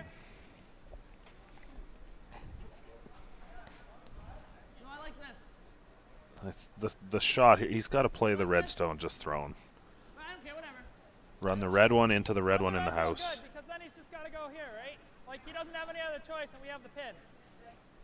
Yeah. This is the one he doesn't care about. He cares about this one. You got it. All right, peel. It's good identification there by the brothers. Yeah, they talk through it. It's the kind of thing, if you make this other shot, the double peel, it's great. But there's a lot of ways that you could miss that. That's not ideal. Right. Here, they make this just straight clean peel. They could run it onto the one in the house and remove it from play at the same time. Yeah. Yeah. That's the stone. That's the danger rock. Yeah. That rock was that guard was about as good as they were going to get. Dropkin. From that position. So. There's no reason to leave it there. They can make a mistake here, and may have a much better chance to score at the end. They're going to replace this stone again.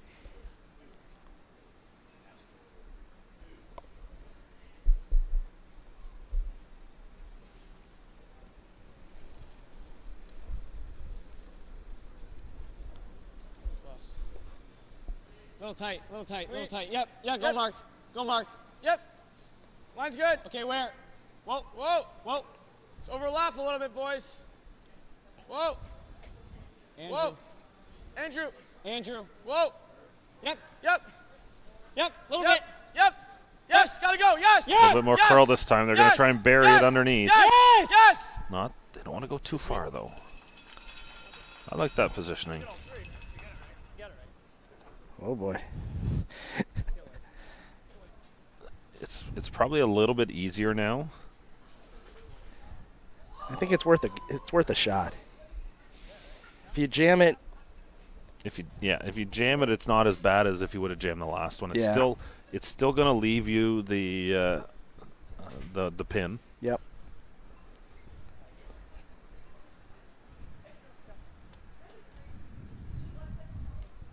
The one jam here you got to be careful of is you don't hit it almost solid and it spins a little bit towards the center. Yeah. Yeah, you don't want to cut your own draw off at the end. But Brandon looking to open up both sides here.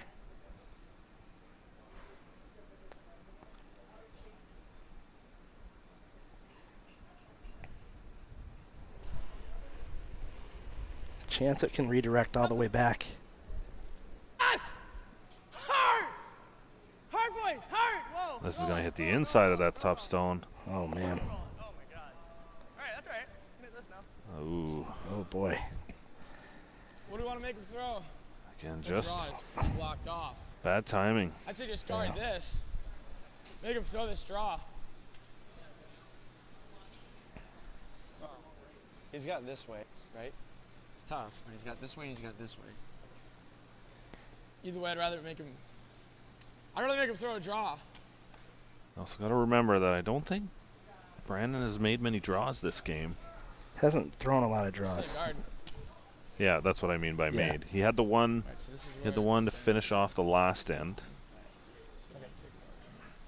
I think he did come up a bit short on that one.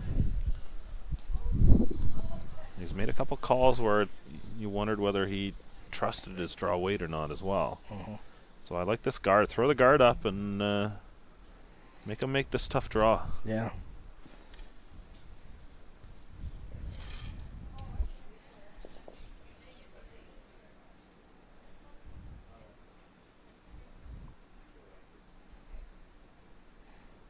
I'm making sure if I'm a front end for Corbett, I'm getting a time on this.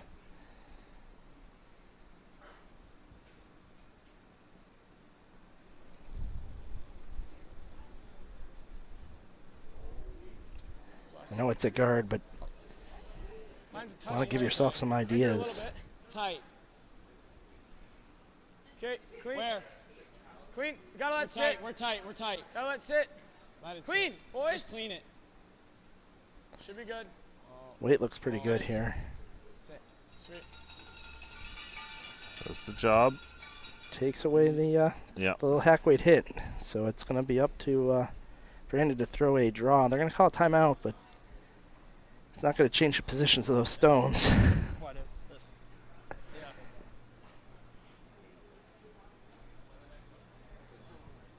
If we make any shot to get a shot, we deserve it. I think it's there. Is back 8 enough? Running back 12. Even back 12, though, it's there still. I mean, referral. I think the draw is there. The out-turn draw through that port. I think the out-turn draw might be there around the guard. The other option is if you don't like the draw, run your own yellow in. Yeah. I think that's there. You may end up rubbing off the red stone there and just chipping into the button, spinning into the button. The other shot is they're running this Yellowstone in. How about an extra? It's possible. I have nothing of this rock on the hat. Yeah, I don't like this in-turn hit or tap around the guard. I don't, that's a tough shot on this ice. Yeah, it might be there, but I don't know if I want to play that for the win. No. That yellow run back is a very makeable shot. Yeah. I've got to move this because I'm going to roll a little too, right? I got to move this back to here. And I think he's in love with this shot right now. He really wants to throw this shot. He's trying to sell it to himself. Yeah, I'll spend some time here. Right here. So Mark Hartman makes his way down. Okay. They don't ask him anything. No. I think he was part of the discussion the whole time. They just noticed him over there. Yeah, I just noticed him. I was talking to Mark. He got in on Monday morning. Yeah. Joined the Corbett team for the week. I think between these two shots, the draw and the run back, I think they're equally difficult. So pick the one you like, put the broom down, and go make it.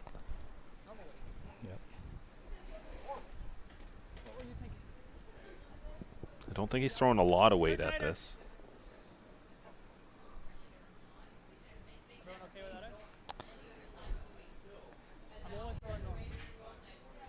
Here, I'm saying normal weight here. Everyone on the edge of their seat. 11th end.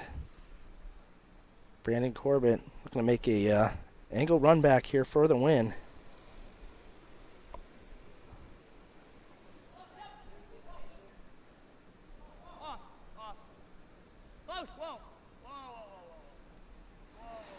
Needs a curl.